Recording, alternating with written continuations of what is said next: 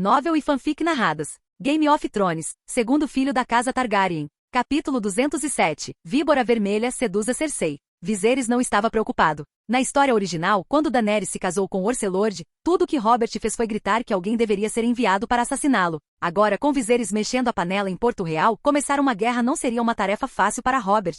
Especialmente considerando o estado de seu tesouro, tão vazio que até um rato deixaria em lágrimas. Qual é o sentido de lutar uma guerra quando Robert mal pode pagar? Ele pagará com suas reservas gordas? Além disso, Robert não viverá para ver esse dia, e Viserys sabia que precisava acelerar as coisas. Após a morte de Robert na história original, Cersei estendeu um ramo de oliveira a Ned, até mesmo oferecendo seu corpo como moeda de troca. Qualquer político racional poderia ter visto isso como um movimento razoável. Se Ned Stark não se importasse com quem estava sentado no trono de ferro, ele poderia simplesmente ter se acomodado em seu papel de sogro e vivido em paz. Mas o problema era que esse era Ned. Agora, Viserys tinha dado a Cersei outra opção. Dorne era mais forte que o Norte e tinha uma vantagem estratégica. Poderia conter tanto Stormlands quanto Dragonstone, e Viserys confiava que a Red Viper poderia lidar com isso. Após receber a mensagem do Corvo, Connington foi ao porto para encontrar Viserys com antecedência. De Daenerys, ele soube que Viserys havia pedido que 800 homens fossem preparados para um funeral, o que imediatamente deixou Connington desconfortável. Viserys havia levado todas as suas forças de elite com ele dessa vez, e quase metade dos 2.000 homens foram perdidos.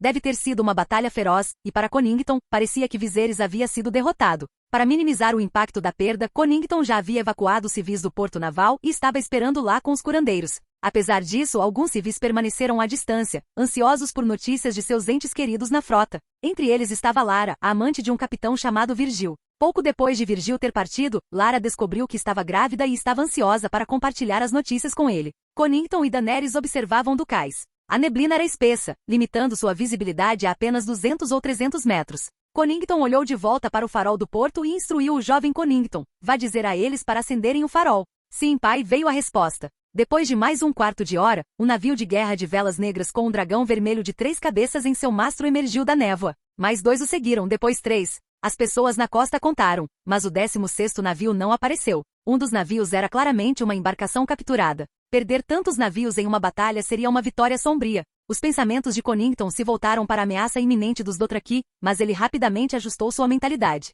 Navios poderiam ser substituídos, os Targaryens já haviam perdido frotas inteiras antes. Enquanto Viserys estivesse vivo, era isso que importava. Lara rezou em silêncio, esperando que Virgil, um capitão habilidoso, tivesse sobrevivido. Logo, a nau capitânia de Viserys apareceu, e Connington e Daenerys se moveram para cumprimentá-la. Conforme se aproximavam, seus olhos se arregalaram ao ver as cicatrizes chocantes do casco, amassados profundos e marcados, manchados com sangue vermelho escuro. Connington não conseguia imaginar que tipo de batalha poderia ter causado tamanho dano. Os outros curandeiros e soldados que estavam de prontidão para a recepção tinham as mesmas expressões perplexas. Embora pudessem entender as crateras de impacto, as grandes manchas de sangue os deixavam nervosos. Mas por enquanto ninguém tinha respostas. Quando a porta do navio de guerra se abriu, Connington rapidamente ordenou que os soldados trouxessem maçãs para os feridos, e ele e Daenerys correram para ver por si mesmos. O que encontraram apenas aprofundou sua confusão. Todos os soldados feridos estavam sem membros. Embora membros decepados não fossem incomuns no campo de batalha, era uma visão rara e estranha na guerra naval.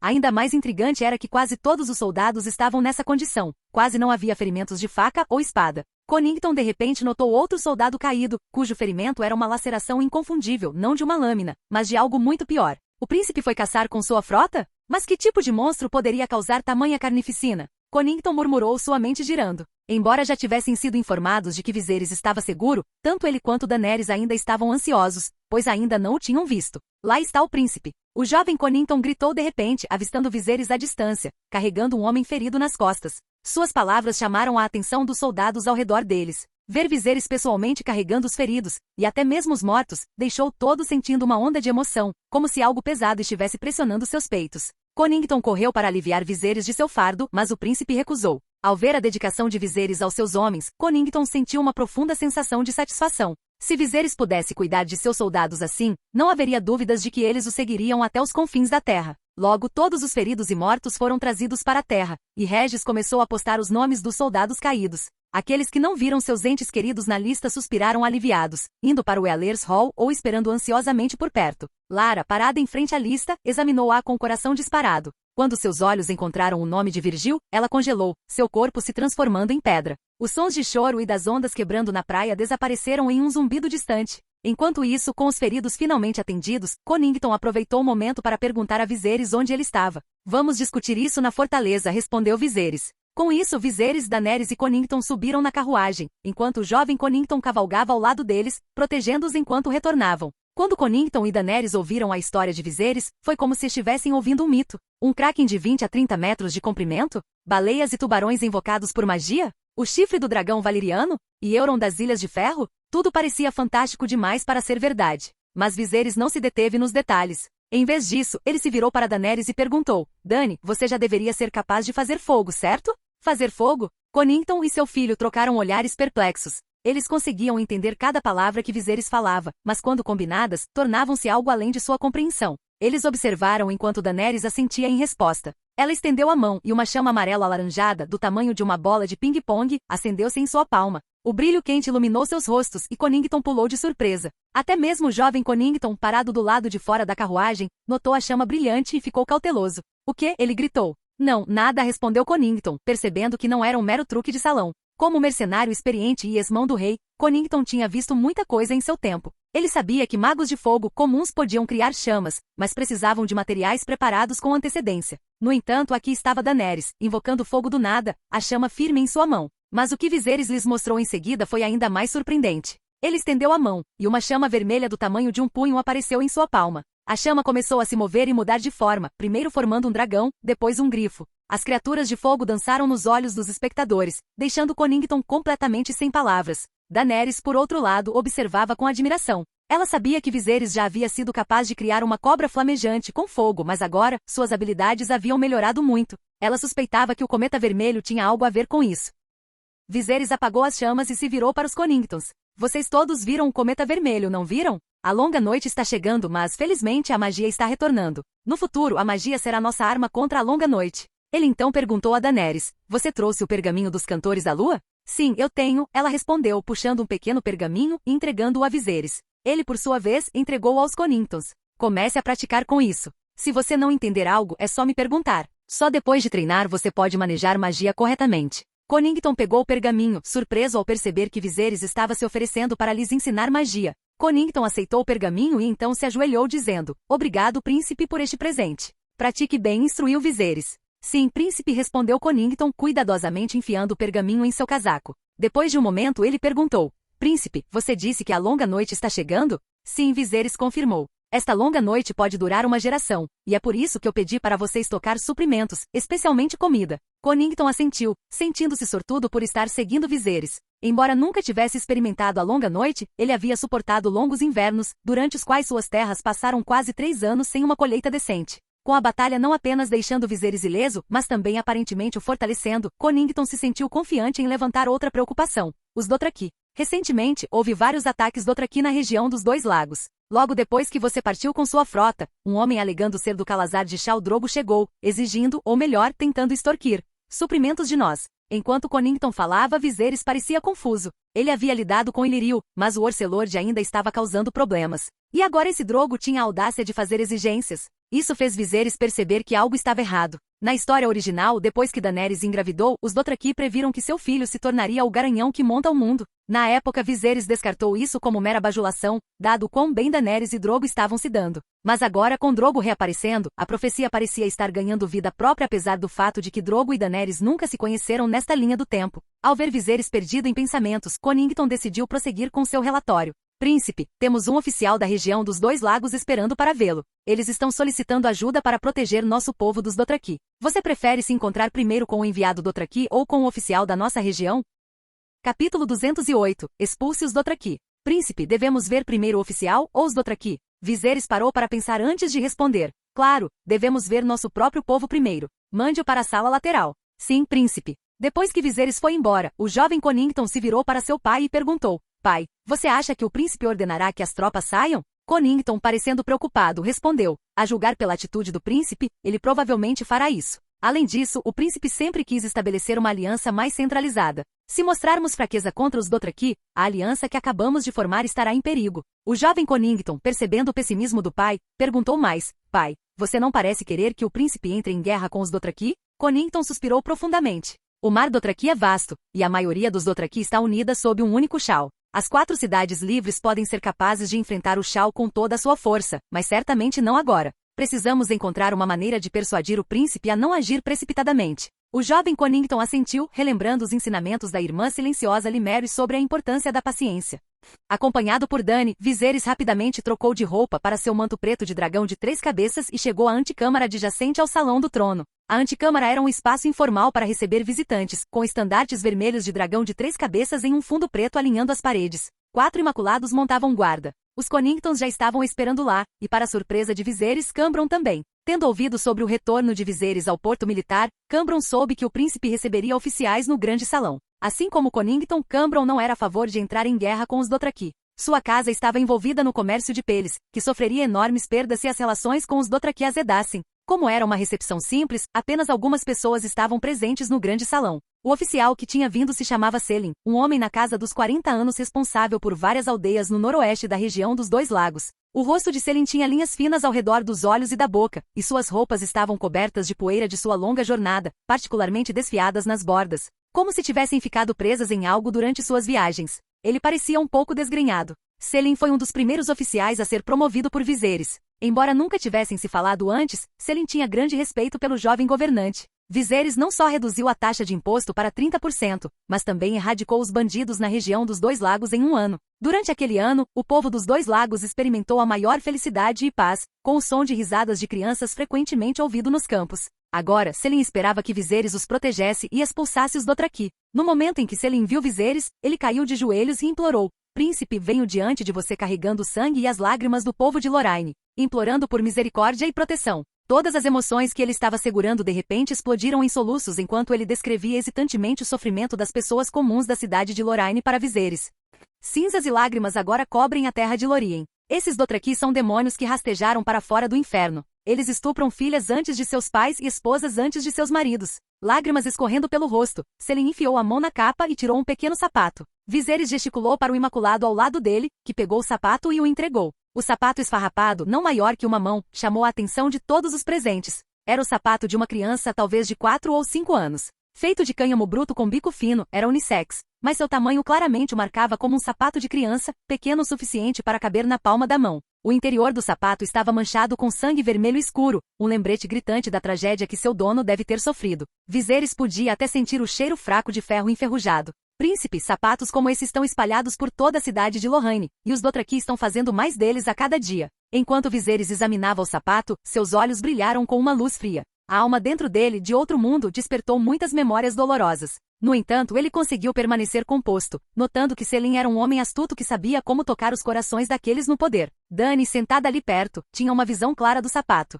Ela podia ver o quão profundamente ele afetava Viserys, cujos olhos violetas estavam levemente avermelhados. Viserys entregou o pequeno sapato ao Imaculado ao lado dele, instruindo-o a mostrá-lo a Connington e Cambron. Esse gesto de Viserys reforçou a confiança de Selin. Connington olhou para o pequeno sapato diante dele, cheio de um forte desejo de enviar tropas imediatamente. No entanto, ele sabia que a força de Tyrosh sozinha era insuficiente para desafiar o Orcelord. A chamada Aliança das 4 Filhas era frágil na melhor das hipóteses, e um ataque apressado só convidaria a uma retaliação maior, colocando ainda mais em risco as vidas de civis comuns. A decisão de Viserys de passar o sapato para ele foi claramente um sinal para se preparar para uma ação militar. Cambron também reconheceu as intenções de Viserys. Na verdade, Cambron há muito tempo nutria insatisfação com a captura de Tyrosh por Viserys, considerando a estratégia de revolta de escravos desonrosa. Se Viserys insistisse em ir à guerra com o Orcelord, o resultado seria sombrio. Cambron até começou a contemplar deixar Tyrosh. Após um momento de silêncio, Viserys finalmente falou: Lord Selin, você é um bom prefeito.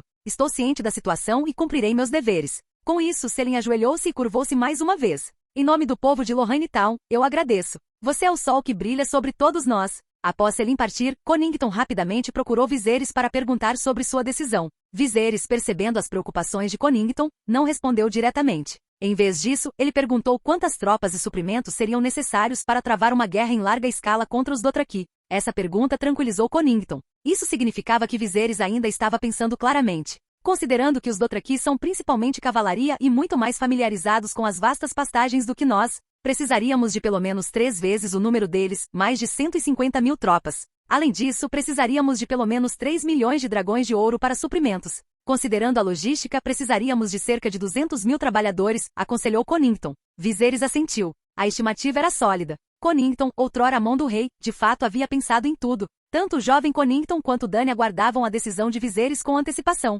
No fundo, Dany queria enviar tropas para repelir os Dothraki, mas depois de ouvir a análise de Connington, ela percebeu que era razoável. 3 milhões de dragões de ouro equivaliam a toda a receita tributária de Tyrosh por 5 anos. Mesmo com os lucros do tabaco, levaria mais de 2 anos para levantar os fundos, e Tyrosh sozinho não poderia sustentar um exército de centenas de milhares. A única esperança seria se a aliança das 4 filhas se unisse. Tyrosh não conseguiria lidar com isso sozinho. O que Connington não sabia, no entanto, era que Viserys já havia rastreado completamente os movimentos dos vários Calazars Dothraki nas pastagens. Ele só não teve a chance de compartilhar essa informação ainda. Infelizmente, ele tinha menos de 3.000 cavaleiros à sua disposição. Se ele tivesse 10.000 ou 20.000, ele não perderia tempo negociando com os Dothraki. Ele marcharia direto para a tenda do Orcelord e o faria se curvar. Então ele perguntou novamente, se eu tivesse controle total sobre os Dothraki, de quanto exército e de quantos suprimentos eu precisaria? Controle total? Connington perguntou, claramente intrigado com o que Viserys queria dizer. Viserys olhou para os Conningtons e disse, como mencionei, a era da magia está sobre nós. Você poderia dizer que tenho olhos no mar Dothraki, e seus movimentos não são segredo para mim. Olhos? Connington tentou entender as palavras de Viserys, lembrando-se de como Aegon, o Conquistador, no topo do Terror Negro, manteve os exércitos dos 7 reinos sob controle durante sua conquista. Mas Viserys não tinha um dragão, poderia ser algum tipo de magia? Embora incerto sobre como Viserys sabia dos movimentos dos Dothraki, Connington confiou em sua experiência para responder. A maior força dos Dothraki é a vantagem da localização que você mencionou. Se pudermos negar o mar Dothraki como uma barreira, precisaríamos apenas de um exército de tamanho igual ou até menor para derrotá-los. Quanto a despesas militares e suprimentos, talvez 1 milhão de dragões de ouro seriam suficientes. Apesar da excitação, Connington reconheceu que apenas Tyrosh ainda não tinha as tropas necessárias. Viserys então pegou um mapa e apontou para um local no noroeste da região dos 2 lagos. É aqui que os Dothraki estão acampados. Há cerca de 3.000 deles. Se eu puder eliminá-los, isso convencerá as outras cidades livres a se juntarem à guerra contra os Dothraki?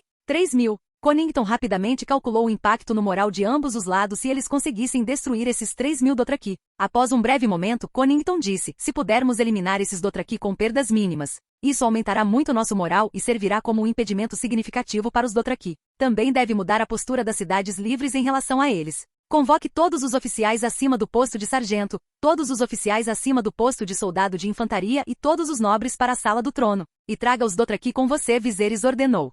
E os embaixadores das outras cidades livres também. Príncipe, você tem certeza disso? Connington perguntou, apesar de seu profundo respeito pela mente estratégica de Viserys. Eu não te disse? Estou com meus olhos no mar Dothraki. Eles não vão escapar. Viserys respondeu confiantemente.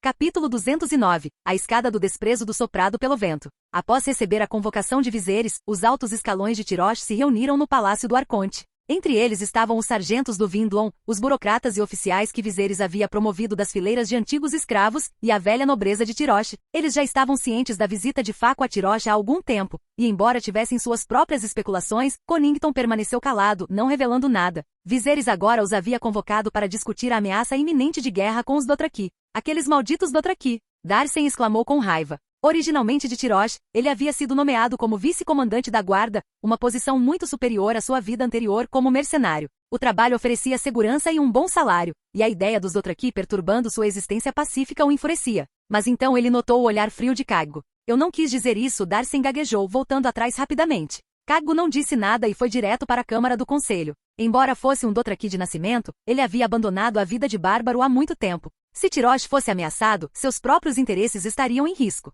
Para Caggo, Viserys era o Shah mais poderoso que se possa imaginar. Como muitos dos sargentos e oficiais do Vindlon, ele havia se casado com uma família Tyrosh. Eles não eram mais meros mercenários, os assuntos de Tyrosh haviam se tornado deles. Enquanto o grupo se dirigia para a sala do trono, eles discutiam a situação em voz baixa. A sala do trono em si havia sido completamente transformada, um projeto supervisionado por Connington. Agora estava adornada com motivos de dragões e modelada o mais próximo possível do salão do trono da Fortaleza Vermelha em Porto Real. Enquanto o trono de ferro era inatingível, o trono original do Arconte havia sido elevado em 3 pés, e suas costas foram levantadas em 1 metro, com um padrão de dragão de 3 cabeças esculpido nele. As paredes estavam cobertas com estandartes Targaryen pretos e vermelhos alternados e estandartes Vindlon listrados em azul e branco. Este último apresentando um novo emblema de dragão de 3 cabeças que todos concordaram ser bastante imponente. Além das imagens de dragões, Connington incorporou elementos da fé dos 7, assim como estátuas de outros deuses, como o Deus Vermelho e os Monsingers. Por sugestão de Viserys, Os Vinduan se orgulhavam de tolerância e assimilação, valores que os levaram ao crescimento. Agora com 11.000, eles eram o maior grupo mercenário nas terras disputadas e até mesmo em todas as cidades livres. Embora oficialmente uma companhia mercenária, a Vinduan havia efetivamente se tornado uma presença permanente em Tirosh. Com 4.000 soldados, eles haviam superado em muito seu tamanho anterior, e seus sargentos e oficiais haviam naturalmente ascendido para se tornarem a nova elite de Tirosh. Na Câmara do Conselho, quase 50 pessoas, incluindo a antiga nobreza de Tirosh, liderada por Cambron. A nova elite dos Vinduan e os indivíduos talentosos que Viserys havia promovido das fileiras de escravos, se reuniram para discutir a ameaça Dothraki. Enquanto esperavam a chegada de Viserys, sussurros encheram a sala. Em qualquer guerra, sempre há aqueles que defendem a paz e aqueles que são a favor do conflito. Darcy estava claramente no primeiro campo, um defensor ferrenho da paz. Estamos em uma ilha de qualquer forma. Os Dothraki podem pegar o que quiserem. Enviar um exército só nos custaria mais. Suas palavras foram rapidamente recebidas com oposição. Mas e os impostos? Dick retrucou bruscamente. Você realmente acha que uma pequena ilha pode sustentar as 300.000 pessoas de Tirosh? Como um nobre de Westeros, Dick entendeu que embora um senhor pudesse viver em um castelo, ele não poderia ignorar as necessidades dos camponeses sob seus cuidados. Se o fizesse, eles fugiriam, deixando seu castelo sem valor. Para ele, as chamadas cidades livres eram apenas castelos maiores que exigiam mais ajuda para manter. Embora ele mantivesse seus pensamentos sobre as cidades livres para si mesmo, ele passou a mão pelos cabelos ruivos e azuis. Levantou-se e se dirigiu aos que estavam ao seu redor. Todo mundo sabe o quão vasto é o mar de grama. Os Dothraki, bem, eles são todos cavaleiros. Não podemos alcançá-los. E quanto a Drogo, todos vocês sabem que ele comanda 50.000 guerreiros, todos cavalaria. Não há como vencermos esta batalha. HMPH. Não tenho medo de 500.000, muito menos de 50.000. Não é de se espantar que o príncipe nunca te leve a lugar nenhum. Pá, covarde. Regis, recém-saído do campo de batalha e cheio de energia, olhou para Darcy e gritou. Quem você está chamando de covarde? Darcy retrucou, embora soubesse que no fundo era um. Ainda assim, ele não podia se dar ao luxo de mostrar isso aqui. Você! Gritou Gerald, um homem de pele escura, enquanto se levantava. Entre os oficiais Vinduan, havia agora uma corrente de desprezo. No topo estavam aqueles que lutaram ao lado de Viserys contra os piratas e durante a revolta dos escravos, um testamento de sua bravura e lealdade. Em seguida, estavam aqueles que se juntaram a ele na Batalha da Fortaleza da Chama do Dragão, o último grupo a ser adicionado aos Vinduan. A sala explodiu em barulho conforme os argumentos aumentavam, mas alguns permaneceram calmos. Os oficiais imaculados como Convira estavam focados apenas em seguir as ordens de Viserys. Outros, como Virgil, que morreu em batalha, não pensaram em nada além do campo de batalha. Para eles, a promessa de Viserys de reduzir seu serviço militar em 1 ano para cada 3 cabeças tiradas era tudo o que importava. Eles estavam interessados apenas em matar, indiferentes a quem era o inimigo. Então havia homens como Cambron que não tinham influência real. Quando chegasse a hora de lutar, eles simplesmente receberiam seu pagamento e pronto. Viserys o manteve vivo apenas para evitar que os nobres das outras cidades livres exagerassem. No grande salão, ficou claro que o grupo de guerra detinha a maioria. Assim que o grupo começou a discutir estratégias, os guardas do lado de fora anunciaram. O príncipe regente está aqui. Todos se levantaram quando Viserys entrou, acompanhado por Dany, Jon Connington e os outros. Todos os olhares foram atraídos para o manto negro que ele usava, refletindo a admiração que tinham por ele. Este jovem, que havia provado sua força em combate 1 contra 1 há pouco mais de 1 ano, agora havia se tornado uma figura dominante. Embora os mercenários não tivessem a alfabetização para expressar sua admiração com frases eloquentes como dragão entre os homens ou presença divina, seu respeito era inconfundível. Especialmente por Cambron, Viserys havia chegado ao palácio há 1 ano como escolta de Oit e agora ele é o mestre da casa. Viserys ascendeu ao alto trono e se dirigiu à assembleia com calma autoridade. Por favor, sentem-se. Seu tom era comedido, e embora ele dispensasse as formalidades, sua mera presença garantia que ninguém ousaria desafiá-lo. O salão caiu em um silêncio abafado enquanto aguardavam suas palavras. Regis, que certa vez expressou o desejo de aprender combate com Viserys, desde então se tornou um fervoroso defensor da guerra. Sentindo sua ânsia, Viserys deu um leve aceno, sinalizando para que ele falasse. Príncipe, vamos entrar em guerra com os Dothraki? Perguntou Regis com a voz carregada de antecipação. Capítulo 210. Eu abracei a fé dos 7. Príncipe, vamos entrar em guerra com os Dothraki? Perguntou Regis, embora todos os olhos estivessem fixos em Viserys. Viserys examinou a sala, notando os rostos cheios de expectativa, mesmo sem explicações detalhadas. O sistema de mérito militar que ele havia estabelecido era o suficiente para agitar as ambições de muitos que viam a guerra como um caminho para a fortuna. No entanto, algo sobre a situação lhe pareceu incomum. Em vez de responder diretamente a Regis, Viserys gesticulou para que ele se sentasse e chamou Faco para entrar. O enviado Dothraki chegou. A multidão se virou, a curiosidade despertando enquanto eles antecipavam a chegada do Bloodrider ao mais poderoso Shao. Momentos depois, Faco entrou no salão, um homem com tatuagens intrincadas no rosto, brincos de ouro, um piercing de ouro no nariz e seu peito e braços parcialmente expostos. Sua presença estava chocantemente fora do lugar, como um burro que tivesse entrado em um teatro, colidindo com a atmosfera grandiosa e refinada ao seu redor. Os enviados de MYR e Lige pareciam apreensivos ao ver os ferozes Dothraki, mas Faco permaneceu despreocupado. Ao entrar no salão, ele ficou momentaneamente surpreso com a grandiosidade da cena.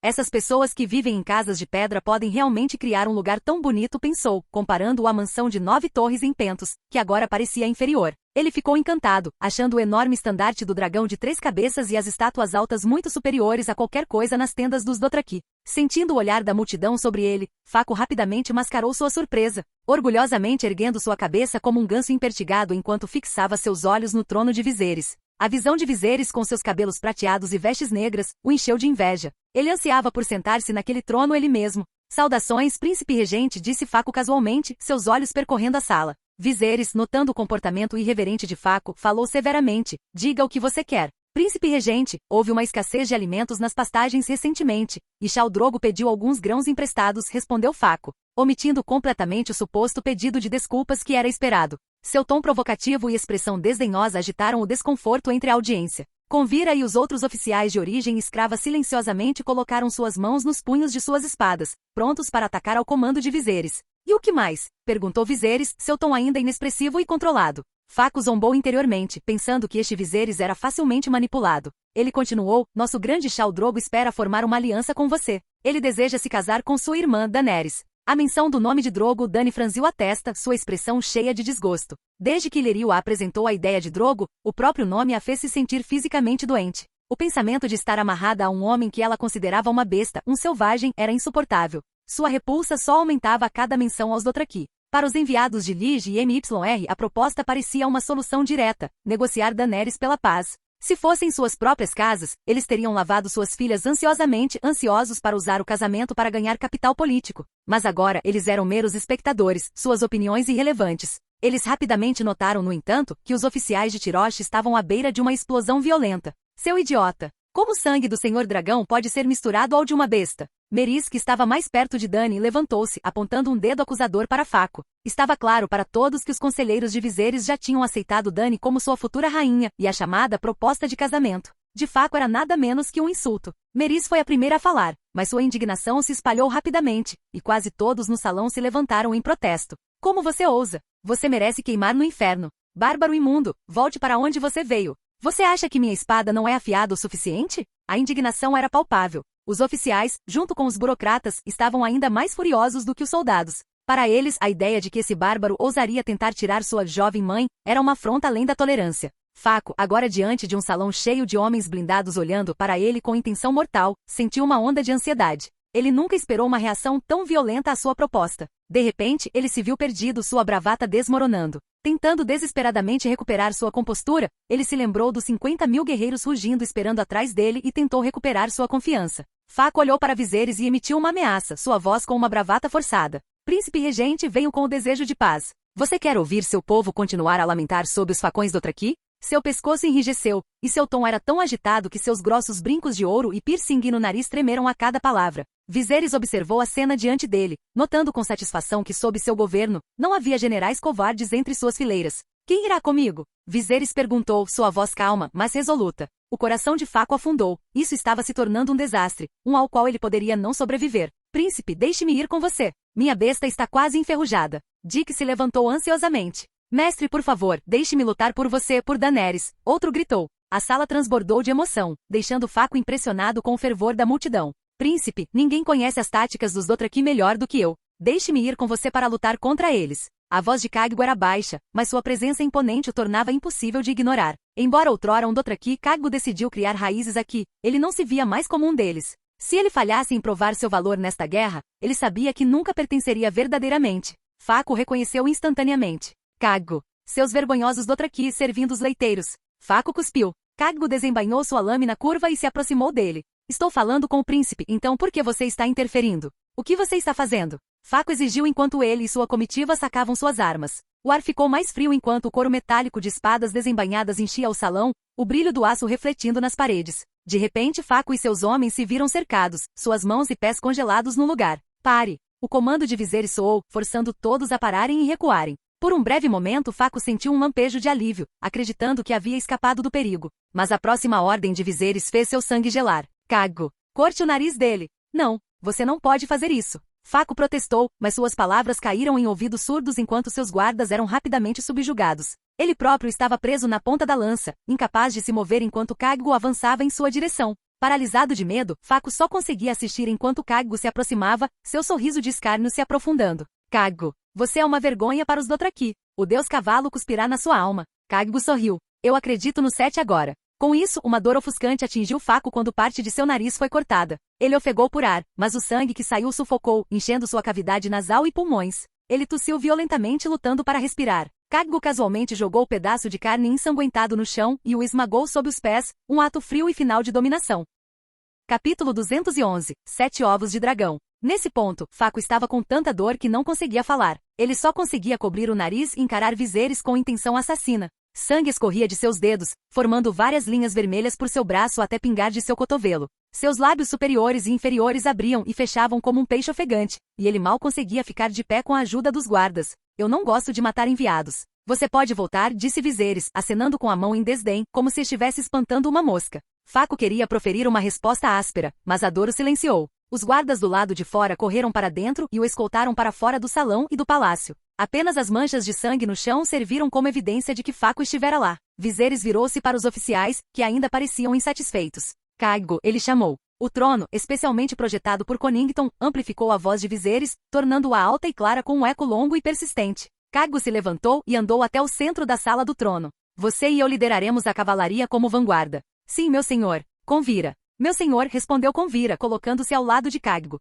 Você liderará os 2.000 Imaculados. Sim, meu senhor. Dick e Gerhold, cada um de vocês comandará 500 arqueiros. Viserys continuou dando ordens, reunindo uma força de 5.000 tropas. Seu objetivo era aniquilar a cavalaria de 3.000 Dothraki sob o comando de Faco. Só então ele poderia inspirar confiança suficiente entre as cidades livres para lançar uma grande batalha contra os Orcelordes. Príncipe, e eu? Regis perguntou ansiosamente. Você não precisa ir dessa vez. Você está muito cansado. Príncipe, eu não estou cansado. Execute a ordem. Firmemente recusado, Regis não teve escolha a não ser ceder. Depois que todos se dispersaram do salão do trono, Jon Connington se aproximou de Viserys. Tendo retornado a menos de meio-dia, ele já estava se preparando para outra guerra. Até o homem mais forte lutaria sob tal tensão. Embora a inteligência de Viserys sugerisse que eles deveriam vencer, Jon Connington ainda estava preocupado com sua saúde. Príncipe, por que você não me deixa liderar essa campanha? Acho que você precisa descansar. Viserys olhou para ele e disse, Sr. Connington, eu aprecio sua preocupação, mas está em nossa primeira batalha contra os Dothraki, e é crucial.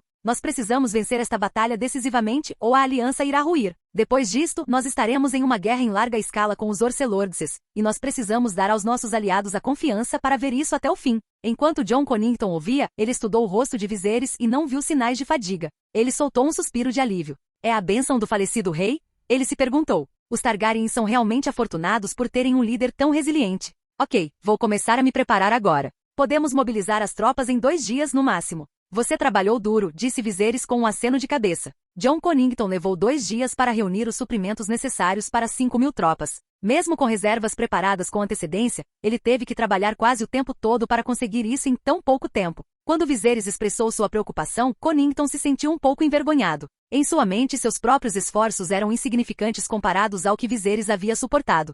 No quarto de Daenerys, Viserys cuidadosamente colocou os 2 ovos de dragão azul e vermelho recém-adquiridos entre os pretos, prateados, bronze, verdes e amarelos. Enquanto Viserys cuidava dos ovos, os 5 ovos de dragão obtidos anteriormente brilhavam como joias à luz do sol. O ovo de dragão amarelo-dourado, que havia sido roubado por piratas, também havia sido totalmente restaurado por meio de magia de sangue. Espero poder lutar ao seu lado um dia, refletiu Viserys. Haverá um dia. O cometa vermelho já apareceu. Em breve poderemos chocar os dragões, respondeu Daenerys. Quando os dragões chocarem, podemos voltar? Dany perguntou com uma nota de desejo na voz. À medida que mais Westerosi se juntavam aos Windlong, seu desejo de ver a terra natal que ela nunca conhecera ficava mais forte. Dragonstone, King's Landing, Riverlands, Arrinhal. Esses nomes, antes sem sentido para ela, tornaram-se lugares de profundo significado, onde ela e Viserys nasceram. Não, os dragões ainda serão muito jovens quando chocarem. Levará pelo menos 1 ou 2 anos antes que eles possam ser de alguma utilidade real para nós. No entanto, Viserys sabia que uma vez que os dragões eclodissem, o equilíbrio de poder mudaria. Sua influência cresceria rapidamente junto com os dragões. Quando os senhores de Westeros vissem os dragões, a reivindicação dos Baratheons ao trono perderia toda a legitimidade. Até mesmo as terras do veado, do falcão, do lobo e do peixe seriam engolidas pelas chamas. Não seria uma ameaça inútil hastear 3 estandartes de dragão em cada casa. Faco e seus homens, expulsos de Tirosh, não carregavam mais sua antiga arrogância. Eles pareciam refugiados fugindo de um desastre, despojados de seu orgulho. Seus cavalos foram apreendidos por Viserys, forçando Faco e seus guardas a vender suas tranças de cabelo apenas para pagar algumas passagens de barco e alguns burros para escapar da cidade. Após 3 dias de tormento, Faco ficou entorpecido pela dor no nariz. Seus homens cobriram seu rosto com um pano branco simples, mas o sangue escorrendo de onde seu nariz estava manchou o pano de preto e vermelho, como um lenço sujo e gasto. Có, é um dos nossos, disse um dos homens de Faco, ouvindo o som fraco de sinos. Seguindo o som, eles encontraram batedores Dothraki vagando pela região dos 2 lagos. Os Dothraki, mantendo sua tradição de lutar no grande mar de grama, usaram um grande número de batedores para reunir informações e esconder seus próprios movimentos. Chame-os! A voz de Faco estava estranha e distorcida, resultado da falta de seu nariz. Os batedores Dothraki convocados não reconheceram seu líder a princípio, mas um dos guardas de Faco confirmou sua identidade. Mande uma mensagem a todos os guerreiros errantes para retornarem.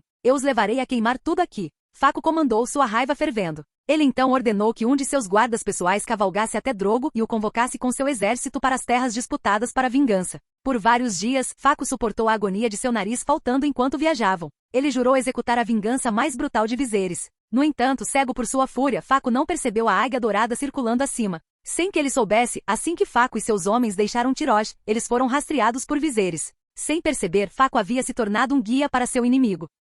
Capítulo 212, A Vingança de Faco. Quando Faco finalmente chegou ao seu acampamento, o céu já estava preto como veludo. Ele havia escolhido uma encosta para seu acampamento, posicionando-a estrategicamente para fornecer abrigo do vento. A área ao redor era plana e durante o dia, os guardas no topo da encosta teriam uma visão desobstruída, transformando a encosta em uma torre de vigia natural. Quase 3.000 de seus homens estavam espalhados pela encosta como uma grande panqueca. Confiantes em sua dependência de batedores, os Dothraki não se preocuparam em montar nenhuma barricada, certos de que detectariam qualquer inimigo se aproximando muito antes que representassem uma ameaça. Se o inimigo fosse fraco, eles atacariam como lobos. Se fosse mais forte, eles fugiriam, deixando para trás um rastro de esterco de cavalo. O retorno de Faco causou comoção em seu calazar, e os chefes Dothraki que receberam a notícia de sua chegada correram para encontrá-lo. Ao entrar no acampamento, o cheiro familiar de esterco de cavalo lhe deu uma sensação de segurança após a longa e exaustiva jornada. Os Dothraki eram um povo intimamente ligado aos seus cavalos, e apesar de seu estilo de vida nômade, o ar em seu acampamento era tolerável, uma mistura de cheiros de animais e humanos. Depois de invadir várias aldeias e cidades, o acampamento não estava apenas cheio de esterco de cavalo, também estava cheio de mulheres e crianças capturadas. Ao ouvir os gritos das mulheres e as risadas obscenas dos guerreiros Dothraki, Faco sentiu uma onda de excitação. Ao passar pelo acampamento, os guerreiros Dothraki se curvaram a ele, aliviando um pouco a dor da humilhação que ele havia sofrido em Tirosh. No entanto, muitos dos guerreiros, sob a cobertura da noite, ainda não tinham notado que seu Có havia perdido o nariz. Antes da meia-noite, antes da meia-noite, tenha todos os centuriões na minha tenda. Faco ordenou com uma voz rouca, lutando para se ajustar a falar sem o nariz. O ar que ele respirava parecia seco, sem a umidade que suas passagens nasais outrora forneciam. Enquanto isso, Caggo, ele próprio um Dothraki, estava bem familiarizado com os hábitos dos mercenários Dothraki. Com a ajuda dos corvos assobiadores, eles conseguiram detectar os batedores Dothraki com antecedência, permitindo que ele e os 1.500 cavaleiros leves de Viserys se aproximassem do acampamento de Faco sem serem notados. Para manter o segredo, eles tiveram que eliminar pelo menos 40 batedores Dothraki ao longo do caminho, quase metade dos quais foram mortos pelo próprio Viserys. Aos olhos de Caggo, Viserys era o Shao que ele estava destinado a seguir. Até onde ele sabia, nenhum Shao na história Dothraki havia demonstrado mais poder do que Viserys. Príncipe, a colina à frente ao acampamento de Faco, Caggo alertou, embora não soubesse que a águia dourada de Viserys já o havia explorado. Envie um corvo para Convira. Faça-o bloquear a saída oeste, Viserys ordenou. Sim, Viserys estava determinado. Ele pretendia tomar 3.000 cabeças Dothraki, não apenas para enviar uma mensagem forte às 4 cidades livres, mas também para consolidar sua autoridade dentro da confederação. Na tenda de Faco, 20 centuriões se reuniram. Sem saber o que havia acontecido em Tirosh, eles acreditavam que Faco logo os lideraria em outro ataque. Feito. Essas leiteiras são muito frágeis. Eu mal me diverti antes delas morrerem. Experimente os homens deles, eles não são diferentes das mulheres. É melhor ter cuidado. Poderíamos vendê-los na Baía dos Escravos. Para os Dothraki, o povo dos 2 lagos não passava de cordeiros para o abate. Esses aldeões não eram protegidos pelas 3 cidades livres. Eles foram deixados para se defenderem sozinhos, abandonados aos caprichos dos Dothraki. O Arconte de Tirosh, o Príncipe de Lige e o Senhor de MYR não enviaram nada além de cobradores de impostos. Como se o povo tivesse nascido para arcar com impostos pesados e sofrer ataques Dothraki. Os civis capturados pelos Dothraki, encurralados como gado, há muito tempo ficaram entorpecidos. De repente alguém sussurrou, Có está chegando, e os centuriões Dothraki, que estavam falando alto, ficaram em silêncio. Mas eles rapidamente notaram algo incomum. Faco tinha colocado uma máscara dourada. Era recém-feita, um pouco áspera nas bordas, mas dava a ele a aparência de um nariz. Com seu entendimento limitado, Faco não conseguia entender porque o nariz dourado não parecia tão bom quanto o que ele havia perdido. Mas ele não tinha escolha, os 2 buracos sangrentos em seu rosto haviam destruído sua imagem. Para preservar sua dignidade, ele havia ordenado a criação da máscara dourada na hora. Ele olhou para seus centuriões com intenção assassina e declarou, o maldito leiteiro rejeitou a generosidade do Shao. Ele não apenas se recusou a apoiar o povo do nobre deus cavalo, mas também se recusou a casar sua irmã com o Shao. Faremos aquele tolo arrogante provar nossas espadas curvas. As palavras de Faco imediatamente acenderam a fúria dos Dothraki na tenda. Como o Shao mais poderoso da história, Drogo tinha um status quase divino entre eles. Para alguns, ele era quase a personificação do deus cavalo. O desafio de Viserys foi visto como um insulto imperdoável. Sim, vamos mostrar a ele. Como ele ousa rejeitar a gentileza de Khal Drogo? Eu vou arrancar a carne dos seus ossos. Faco continuou, enviei uma mensagem ao grande Khal Drogo de que criarei o maior tapete de sangue de leiteiras antes que seu exército chegue. Matem todos eles! Matem todos eles! Os Dothraki rugiram em uníssono. Por um momento seus gritos pareceram sacudir as próprias paredes da tenda de Faco. Nos últimos dias, eles quase esgotaram o saque e os suprimentos que saquearam. A inquietação começou a se espalhar, com quase metade dos Dothraki ficando impacientes.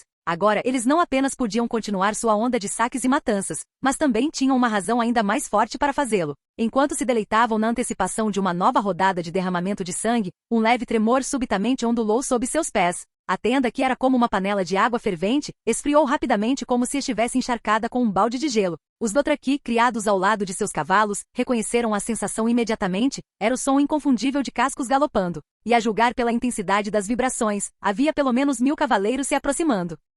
Capítulo 213, a caçada por Faco. Viserys havia demonstrado seu arco de osso de dragão para Khal há apenas 10 minutos. 9 flechas pareciam se fundir com a noite e com um som agudo e penetrante, ele atingiu os pescoços de um guerreiro Dothraki, um após o outro. Sem esforço. Khal, que sempre se orgulhara de sua habilidade com arco e cavalo, sentiu como se tivesse testemunhado um milagre. O que significava atirar 9 flechas em rápida sucessão, cada uma atingindo seu alvo. Nem mesmo o mais poderoso guerreiro Dothraki conseguiria tal feito. Isso levou Khal a pensar que Viserys era o garanhão destinado a montar o mundo. Viserys queria impressionar Khal, mas ele também tinha outros planos. Logo, eles lideraram 1.500 cavalaria leve até o topo da encosta. Os 2 homens olharam para o acampamento de Faco, esperando notícias de Convira. Príncipe, aquela deve ser a tenda de Faco, disse Khal, apontando para uma tenda cercada por tochas e braseiros, praticamente marcando seu território. Onde eles costumam manter os civis que capturam? Perguntou Viserys. Ao lado da tenda de Faco. Somente os líderes dos Calazar têm permissão para distribuir. Distribuir coisas, Khal hesitou, percebendo que Viserys poderia não apreciar a verdade sobre o saque. Entendido. Tente proteger os civis o máximo possível. Sim, meu senhor. Viserys logo recebeu a notícia do corvo mensageiro de que Convir havia chegado ao local desejado. A nota em sua mão queimava com uma chama silenciosa, como uma flor recém-colhida, e Khal ficou momentaneamente distraído. Acendam as fogueiras, Viserys ordenou, e centenas de tochas ganharam vida dentro das fileiras silenciosas da cavalaria. De longe, a encosta parecia em chamas. Ele olhou para o acampamento Dothraki abaixo, confiante de que a vitória estava ao seu alcance. Agora, ele tinha que enfrentar os 50.000 guerreiros de Khal Faco. Viserys nunca levou o exército dos nômades a sério. Os Dothraki eram conhecidos por desdenhar armaduras e viver em tendas. Em outras palavras, eles não eram muito formidáveis. Caso contrário, eles não teriam sido detidos pelos 3.000 Imaculados em Qoor. Agora, Viserys podia dizer que tinha um mapa inteiro aberto diante dele. O exército Dothraki não guardava segredos para ele. Com 5.000 cavaleiros, ele podia marchar direto para a cidade sagrada Dothraki. Mas algo o intrigava. Por que eles buscariam uma aliança por casamento? Ele não conseguia entender. Esqueça. Se eu não conseguir descobrir, não vou me deter nisso. Quando a guerra acabar, posso perguntar ao próprio Orcelord, pensou Viserys. Prepare-se para atacar. Um cavaleiro estava em seu cavalo, acenando uma tocha para sinalizar as ordens. Em instantes, os 1000 cavaleiros se dividiram em 2 formações, como serpentes gêmeas cuspidoras de fogo, avançando rapidamente sobre o acampamento Dothraki. Enquanto o exército de Viserys emergia como fantasmas da escuridão, Faco foi jogado em completa desordem. Alguns guerreiros Dothraki conseguiram pular em seus cavalos, apenas para se encontrarem perdidos no caos. Outros não conseguiam localizar suas montarias. O grito assustador e penetrante de uma águia dourada cortou a noite como uma agulha afiada. O espírito de luta e a disciplina dos Dothraki eram ainda piores do que Viserys havia previsto. Antes que seu exército pudesse atacar completamente o acampamento disperso, os Dothraki já estavam pisoteando uns aos outros em um frenesi de pânico. Alguns tentaram fugir na direção oposta, mas não tinham ido muito longe quando encontraram uma presença mais sombria. Imaculados. São os Imaculados, gritaram os Dothraki em pânico, tentando desesperadamente controlar seus cavalos, mas se viram presos por seus próprios companheiros em fuga. Centenas de cavaleiros Dothraki estavam amontoados, vulneráveis e expostos na frente da linha defensiva de Convira. Um frio repentino varreu o ar, e quando eles olharam para cima, uma chuva mortal de aço desceu sobre eles. Sob o comando de Convira, os Imaculados arremessaram suas lanças com precisão letal. Cavalos relinchavam de terror, e cavaleiros gritavam em agonia. Enquanto Faco se preparava para atacar, seus olhos se fixaram em uma figura familiar, Viserys. Faco nunca tinha visto uma arma tão estranha antes. Ele sempre acreditou que as lanças usadas pelos cavaleiros eram apenas para estocadas, e que as espadas eram necessárias para cortar. Mas, para seu choque, Viserys empunhava sua arma incomum com versatilidade mortal, esfaqueando, cortando e abrindo caminho pelo campo de batalha. Ninguém conseguia enfrentá-lo, ninguém conseguia nem mesmo atrasá-lo. Faco não conseguia compreender como o exército de Viserys havia chegado tão de repente, como se seus batedores tivessem simplesmente desaparecido no ar. Por um breve momento, Faco até perdeu a coragem de montar em seu cavalo e enfrentar Viserys em batalha.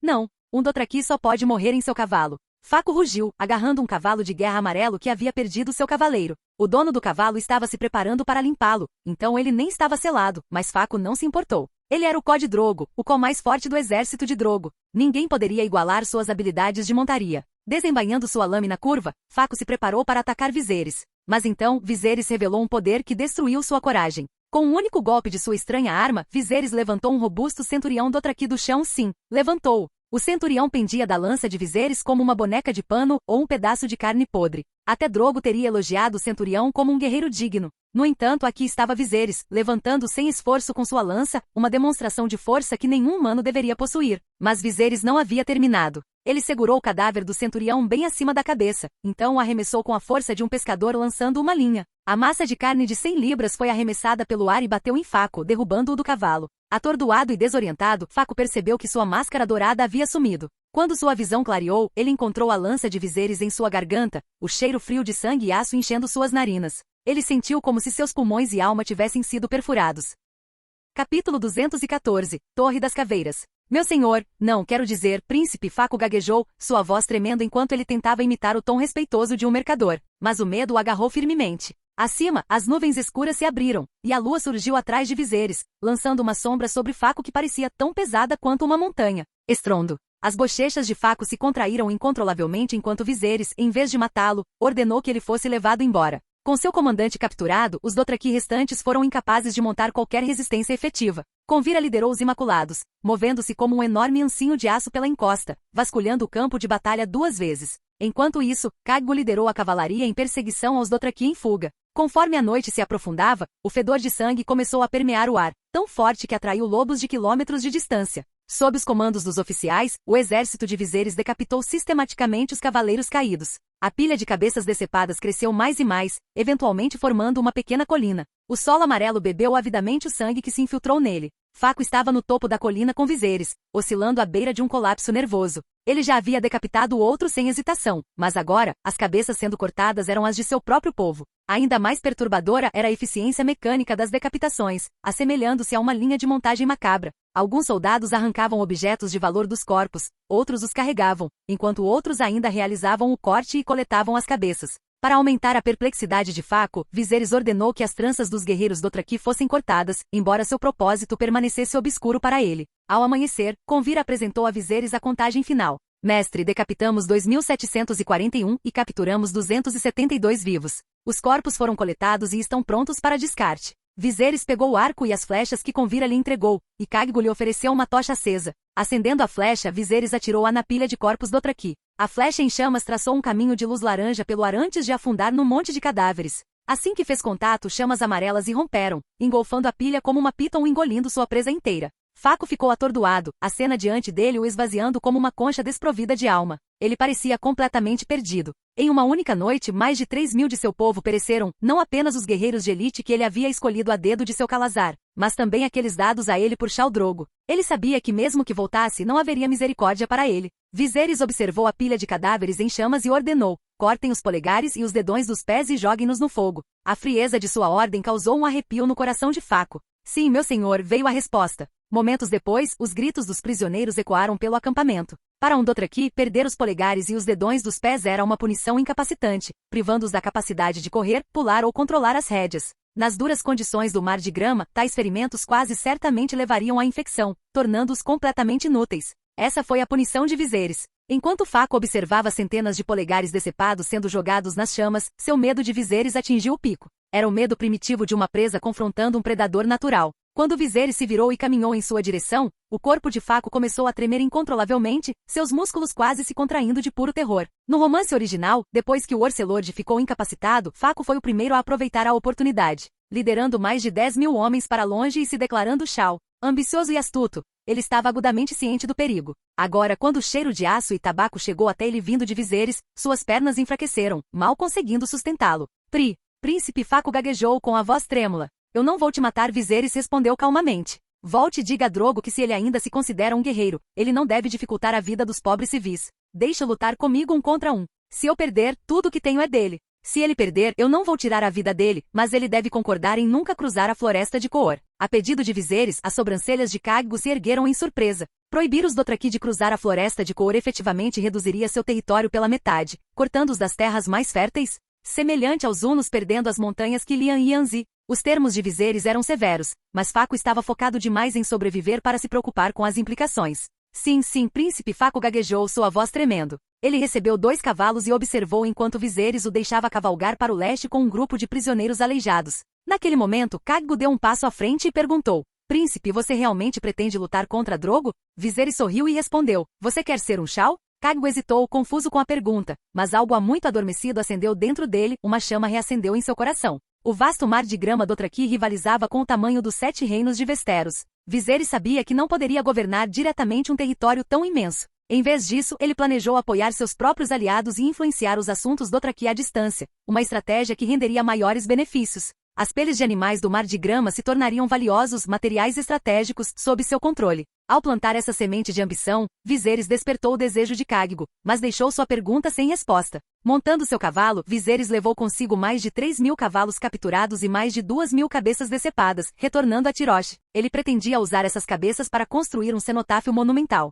Vaes Dothrak, a maior cidade dos Dothraki, era diferente de qualquer outra cidade. Não tinha muros e se espalhava por uma vasta área ao redor da Mãe das Montanhas e do Ventre do Mundo. Seus prédios rústicos feitos de madeira e pedra eram altos, mas rudimentares, com alguns até mesmo construídos com gramíneas especiais. Apesar das esculturas intrincadas, havia pouco que pudesse ser chamado de artístico. Essas estruturas foram construídas por escravos capturados pelos Dothraki. As notícias da derrota de Faco enviaram ondas de choque por Vaes Dothrak. A perda de 3.000 guerreiros lançou uma sombra escura sobre a cidade. Naquela época, 4 Khals governavam o grande mar de grama, e Drogo os havia convocado, embora a força combinada deles ainda fosse inferior à sua. Os Khals, junto com seus filhos Cos e Bloodriders, se reuniram em um enorme edifício circular de madeira que servia como grande salão do Conselho dos Dothraki. Uma grande clarabóia circular dominava o centro do salão, projetada não apenas para iluminação, mas também porque os Dothraki acreditavam que todos os seus feitos deveriam ser testemunhados pelo céu. Este salão sediou as reuniões e cerimônias mais importantes. Foi aqui que a Mãe dos Dragões comeu o coração de um cavalo, e onde Viserys foi coroado em ouro derretido. Enquanto os Khals se reuniam, Drogo ainda não tinha aparecido.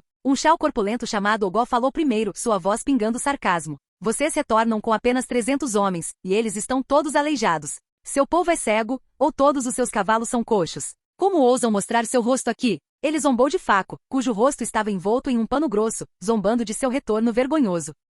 Capítulo 215. Khal Drogo abandonou seu calazar. Faco, outrora Code Drogo, tinha sido um guerreiro de força inigualável, perdendo apenas para o próprio Drogo. Mas agora, ele foi destituído do status e poder necessários para se posicionar entre os Khals como um igual. Ele havia perdido não apenas seus guerreiros, mas também seus quase Bloodriders, que agora estavam aleijados e inúteis. Diante da zombaria de Ogol, Faco não conseguiu reunir uma única palavra em sua defesa. Faco, você pode nos contar sobre a batalha daquele dia? Perguntou outro Shao, um homem idoso com cabelos grisalhos chamado Moto. Ele comandava um calazar de Dothraki envelhecidos, tornando seu calazar um dos mais fracos. Ainda assim, Moto tinha um certo nível de respeito entre seu povo, afinal, até mesmo os Dothraki mais jovens e fortes acabariam envelhecendo. Ao ouvir o pedido de Moto, os olhos opacos de Faco de repente brilharam de medo, como se a visão daquela pilha imponente e em chamas de cadáveres tivesse ressurgido diante dele. Faco, você é surdo? Ogó gritou impacientemente e irritado com o silêncio de Faco. Entre os Dothraki, a posição social era brutalmente clara. Quem comandasse o maior calazar, os mais guerreiros e os lutadores mais ferozes tinha a voz mais alta.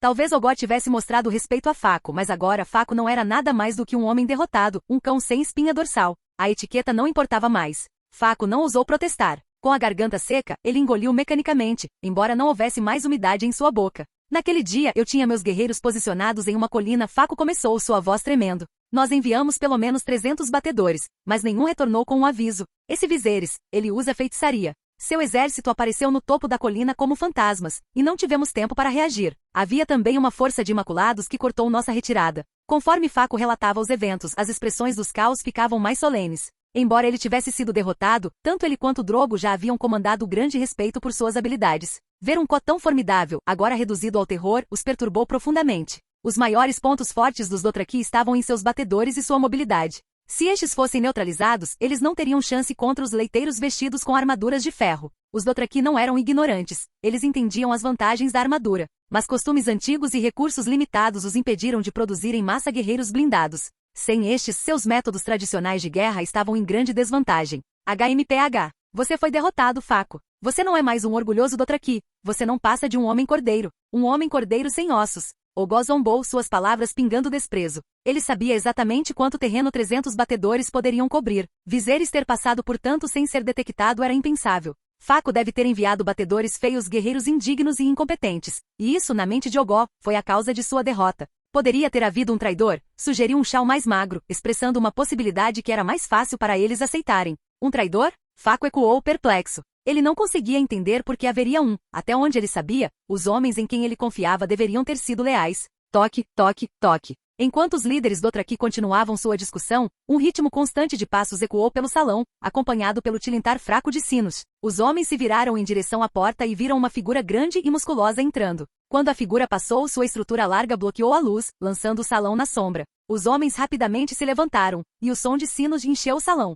Os Khal se curvaram levemente em respeito, enquanto seus Cós, Bloodriders e filhos se ajoelharam. O homem era Drogo. Suas longas tranças pretas, chegando até suas coxas, balançavam suavemente a cada passo, adornadas com sinos dourados que brilhavam como estrelas. Até mesmo os sinos de prata eram uma honra rara entre os Dothraki, e os sinos de bronze que Drogo ganhará quando menino já haviam sido descartados há muito tempo. Drogo era o maior Shao de todos, invicto em batalha. Para os Dothraki, ele era a personificação viva da vitória e da coragem. Baque, baque, baque. Enquanto Drogo ascendia ao trono no centro do salão, seus 3 Bloodriders tomaram suas posições atrás dele. Sentado no trono, Drogo parecia ter nascido para governar daquele assento. O trono de pedra, incrustado com pedras preciosas, apenas realçava sua presença imponente. Foi então que os outros notaram algo incomum. Uma leiteira estava ao lado dos Bloodriders de Drogo, uma estranheza no meio de tal reunião. Após um silêncio tenso, Drogo finalmente falou no tom áspero e gutural da língua Dothraki, sua voz carregando o peso da autoridade. Faco, diga-me por que você retornou vivo. O som da voz de Drogo enviou um arrepio pelo corpo de Faco.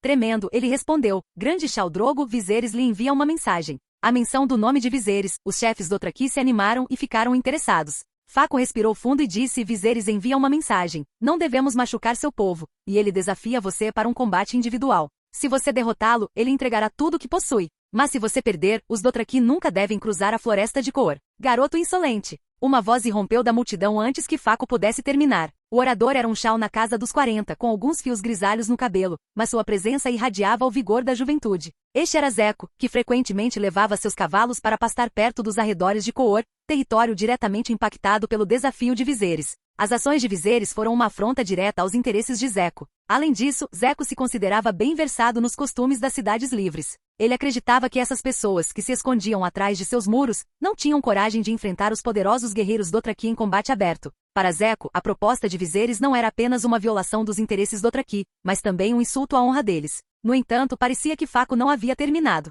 Viserys também disse que se ele vencer, você deve parar de aceitar presentes de Pentos ou de qualquer uma das cidades livres. Mátio, como ele ousa desafiar Drogo? Ele realmente acha que é invencível? Quem ele pensa que é? ele é apenas um covarde se escondendo atrás de uma armadura. Os Caos explodiram em raiva. Se sua indignação era genuína ou realizada para o benefício de Drogo, eles sabiam que tinham que mostrar. Naquele momento, o leiteiro que Drogo trouxera para o salão ajoelhou-se diante dele, falando com urgência. Grande Khal Drogo, você não deve cair em seus truques. Este Viserys não tem honra. Ele ataca das sombras. Ele usou essa tática para roubar Tyrosh, para se esgueirar até Pentos. Ele até se envolve em bruxaria. Eu vi matar mais de 200 piratas em um instante com magia negra. O orador era Luvas, um sobrevivente da casa Beren. Quando Viserys e a Víbora Vermelha Oit atacaram Pentos, Luvas estava lá, negociando com mercadores. Ele conseguiu escapar ileso e agora buscava o poder dos Orcelords para vingança. Ele estava inflexível de que Drogo não deveria concordar com uma luta mano a mano com Viserys. Na verdade, foi por isso também que Drogo trouxe Luvas para a reunião.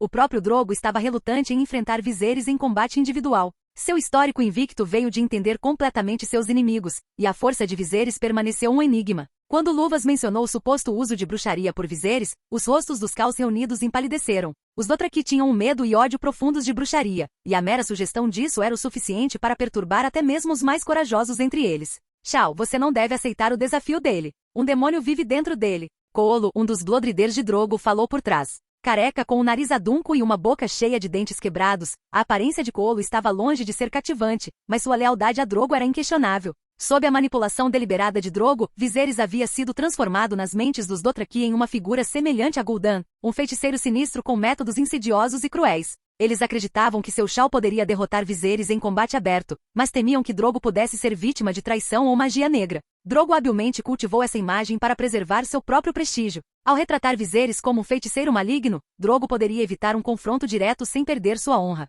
No entanto, como Khal, ele ainda precisava proteger a honra e os interesses dos Dothraki. Sentindo que o momento era certo, Drogo finalmente falou. As vidas de mais de 3.000 guerreiros Dothraki não podem ficar sem vingança. A honra dos Dothraki deve ser mantida e Viserys deve pagar o preço. Sim, faça-o pagar o preço. Os Dothraki gritaram em uníssono, sua excitação aumentando, embora houvesse uma corrente oculta de absurdo em tudo isso. Naquele momento, o velho Khal Moto falou novamente. Grande Khal Drogo tem uma sugestão. Fale, respondeu Drogo, embora, na verdade, Moto também fizesse parte do plano orquestrado por Drogo. Podemos enviar um ou mais de nossos guerreiros para lutar contra ele. Então, podemos renegociar os termos da recompensa do vencedor, propôs Moto. Drogo não respondeu imediatamente e, em vez disso, olhou para o céu como se estivesse pensando profundamente, contemplando a sugestão de Moto. Khal Drogo, eu lutarei por você, Koolo declarou, dando um passo à frente. Khal Drogo, meu filho lutará pelos Dothraki, Ogó exclamou, empurrando seu filho para frente. Khal Drogo, lutarei pelos Dothraki, gritou outro guerreiro seguido por um coro de voluntários. Os Dothraki estavam animados. O pensamento de Viserys como um feiticeiro não os intimidava mais. Se eles morressem, eles sabiam que outros os vingariam, e eles viam isso como uma oportunidade de ganhar recompensas ainda maiores para seus Calazars. No fundo de seus corações, eles acreditavam que nenhuma feitiçaria poderia resistir à força imparável dos cascos de ferro Dothraki. Capítulo 216. A Cabra Preta e o Arco do Triunfo. A reunião terminou. Para Drogo, a perda de 3.000 homens não foi insignificante nem catastrófica. Era uma perda que ele podia tolerar, mas que exigia uma explicação para manter a lealdade de seus seguidores. Como responsável direto pela derrota, Faco não tinha mais um lugar entre os vivos. Depois de conferir com os outros líderes Dothraki, eles decidiram que Faco seria exilado de Vaz Dothraki. O raciocínio era simples, armas e matança eram proibidas na cidade sagrada, a menos que alguém tivesse violado primeiro os costumes e regras dos Dothraki. Faco não havia cometido tal transgressão dentro da cidade, mas como um dos cós mais poderosos de Drogo, sua falha era imperdoável. Mesmo assim, Drogo sentiu uma pontada de vazio após ordenar a execução de Faco. Essa mulher pode realmente dar à luz o garanhão que montará o mundo para mim? Perguntou Drogo sentado em sua tenda, dirigindo-se a um homem com um capuz preto e constituição mediana. Este homem era um sacerdote da Cabra Negra, capturado pelas forças de Drogo depois que eles saquearam uma cidade dos Homens Ovelha perto de Lazar. Os Dothraki desprezavam a fé da Cabra Negra e, ao longo dos anos, eles saquearam inúmeras estátuas de deuses estrangeiros.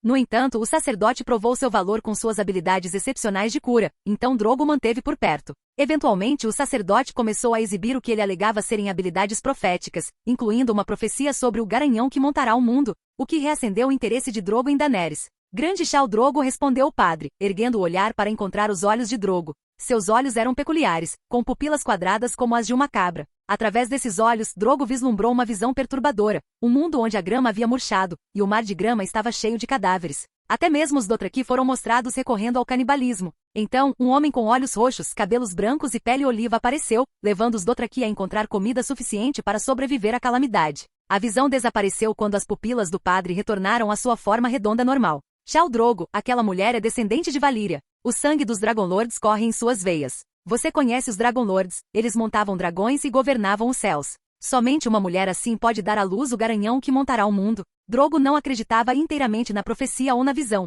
mas estava inclinado a confiar na maior parte dela. Por um lado, o padre já havia previsto com precisão vários eventos, incluindo a derrota de Faco. Por outro lado, o deserto vermelho estava se espalhando, e o suprimento de comida dos Dothraki estava diminuindo dia a dia. A visão sombria poderia muito bem se tornar realidade. Por causa disso, Drogo não colocou todas as suas esperanças em sua próxima batalha com Viserys. Ele concordou com o desafio de Viserys, em parte porque a destruição das forças de Faco o pegou desprevenido, e ele precisava de tempo. Mobilizar dezenas de milhares de tropas não era algo que pudesse ser realizado com um único comando. O desafio de Viserys deu a Drogo o atraso necessário para reunir suas forças e se preparar para o que estava por vir. Mostre-me se posso vencer esta guerra. O sacerdote da Cabra Preta disse com um sorriso cúmplice. Tudo na visão vai acontecer, querido Khal. Claro, você vai vencer. Se você estivesse destinado a perder, o homem com cabelos prateados e olhos roxos nunca teria aparecido na visão, ele tranquilizou Drogo. Em Tyrosh, Jon Connington ficou muito aliviado ao receber a notícia da vitória de Viserys. Para comemorar, ele organizou os oficiais e cidadãos de Tyrosh para se reunirem no porto, onde trabalharam a noite toda para construir um arco triunfal. Embora o tempo fosse curto e a estrutura principal do arco fosse feita de madeira, Connington não poupou despesas para adorná-lo. Ele ordenou que os artesãos envolvessem o arco em folha de ouro, seda e até mesmo o incrustassem com pedras preciosas e marfim, fazendo-o parecer magnífico. Para aumentar ainda mais sua grandeza, ele colocou 2 estátuas de dragão de cada lado. Pai, quando esse portão apareceu? Perguntou uma criança do colo de sua mãe. Esse é o arco triunfal que Lord Griff construiu para receber o príncipe Viserys. Desta vez, Viserys derrotou o exército Dothraki, e eles nunca mais ousarão nos invadir, respondeu o pai com admiração. Embora Viserys ainda não fosse um rei, era reconfortante ter um líder que pudesse lutar e vencer. Pai, quando eu crescer, quero lutar ao lado do príncipe Viserys. A criança exclamou, contorcendo-se animadamente nos braços da mãe. Mas antes que o pai pudesse responder, a mãe da criança interrompeu. Que luta! Ela revirou os olhos e lançou um olhar severo ao marido. Como mãe, ela sabia muito bem que guerra significava morte, e não queria perder seu único filho no campo de batalha. Enquanto isso, entre a multidão perto do porto militar, alguns forasteiros se destacavam. Entre eles, havia 2 indivíduos que pareciam quase idênticos, provavelmente irmãos, com cabelos castanhos cacheados e olhos afiados. Eles eram Garce e Garré enviados pela casa Tyrell para fazer contato com Viserys. Eles só derrotaram alguns Dothraki. Por que há tanto alvoroço? Garce comentou desdenhosamente. Para ele, os Dothraki não eram diferentes dos selvagens das Montanhas Vermelhas ou das Montanhas da Lua. Derrotá-los não parecia uma grande conquista. Mas veja como essas pessoas estão animadas. Elas o apoiam de todo o coração, observou Garré, gesticulando em direção aos civis jubilosos. Ele então lembrou ao irmão. Papai nos disse para nos encontrarmos com esse Viserys. Tenha cuidado com suas maneiras. A notícia da vitória de Viserys se espalhou rapidamente por Tyrosh e chegou até mesmo às outras cidades livres. O triunfo capturou a imaginação do povo, solidificando ainda mais a reputação e o apoio de Viserys. Para celebrar a vitória, Viserys instruiu Jon Connington a organizar um grande desfile de vitória, sabendo que isso aumentaria o moral e o espírito de luta de seu exército. Tendo vivido a vida de um mercenário, Viserys sempre invejou os soldados regulares que lutavam por seu país. Embora a vida de mercenário oferecesse mais liberdade, ele sempre admirou aqueles soldados que, após uma batalha vitoriosa, voltavam para casa para serem abraçados por suas famílias e vizinhos. Ao contrário da fria recompensa de um pagamento, esses soldados encontraram verdadeiro significado em sua luta. Enquanto Viserys estava a bordo do navio de guerra, ele podia sentir claramente a mudança no espírito de seus soldados. Vendo a excitação na costa, até mesmo esses homens endurecidos pela batalha e sanguinários demonstraram uma mistura de entusiasmo e timidez. A visão das multidões aplaudindo foi uma experiência nova e bem-vinda para eles. A vitória retumbante de Viserys havia significativamente reforçado o moral dos soldados e cidadãos de Tyrosh. Ele até havia providenciado para que os enviados no palácio testemunhassem o evento em primeira mão. Seu triunfo sobre os Dothraki, alcançado a um custo mínimo, era inegável. Os enviados rapidamente despacharam notícias da vitória para MYR e Liege, confirmando o resultado. Com esse relatório verificado, os líderes de MYR e Liege estariam menos inclinados a considerar um acordo com os Dothraki. Em vez disso, eles provavelmente viriam a Tyrosh para discutir preparativos para um conflito de larga escala. Capítulo 217. A aliança contra Viserys. Meio mês atrás, o porto de Tyrosh foi transformado em uma cena de horror e triunfo. 30 pirâmides imponentes feitas de cabeças humanas se alinhavam em ambos os lados da estrada principal, cada uma com quase 3 metros de altura. Mercadores e pedestres que passavam ficaram inicialmente aterrorizados, mas quando souberam que essas exibições horríveis eram feitas das cabeças de Dothraki derrotados, eles sentiram uma profunda sensação de segurança. Agora não precisamos mais nos preocupar com os Dothraki atacando nossas caravanas. Lord Viserys é um bom arconte, comentou o mercador loiro enquanto olhava para as pirâmides. Sim, Viserys é praticamente um santo padroeiro dos mercadores. Dizem que ele exterminou os infames líderes piratas nas terras disputadas logo após sua chegada, e agora ele derrotou os Dothraki.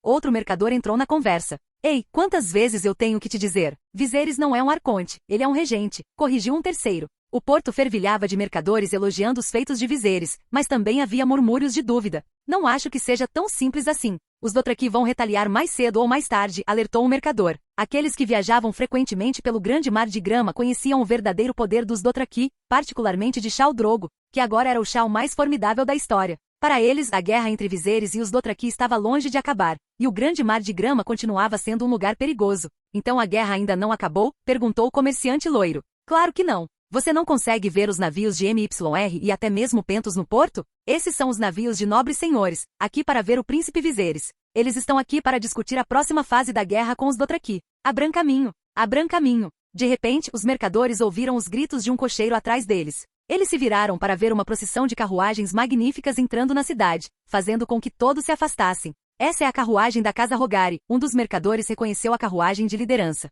Desde que Félix Rogari gradualmente assumiu o controle do exército e se tornou o nobre mais importante de Liege, ele redesenhou o brasão de sua família para apresentar um dragão no topo de uma lua crescente. Atrás da carruagem de Rogari seguia a carruagem de Tregar Ormolen, outro membro influente do Conselho da Confederação. Dentro de uma das carruagens, Chinelli espiou pela janela, seu rosto empalidecendo ao ver as pirâmides macabras. Tantas cabeças! Quantos inimigos o príncipe Viserys matou? Chinelli murmurou em choque. Parece que há 6 ou 7 mil, talvez até 10 mil estimou Félix, a julgar pela altura das pirâmides. Viserys tinha sido estratégico na construção desses montes? Ele havia ordenado aos artesãos que criassem uma base cônica e alongada e então usassem um adesivo especial para embutir as cabeças Dothraki. Esse truque inteligente fez parecer que um número enorme de inimigos tinha sido morto, amplificando o impacto visual e tornando a cena ainda mais imponente. Então, o príncipe planeja declarar guerra aos Dothraki? Perguntou Chinelli. Félix suspirou profundamente. Claro. Se o príncipe pretende recuperar o trono de ferro, ele precisa de uma base segura e estável. Os Dothraki estão em seu caminho.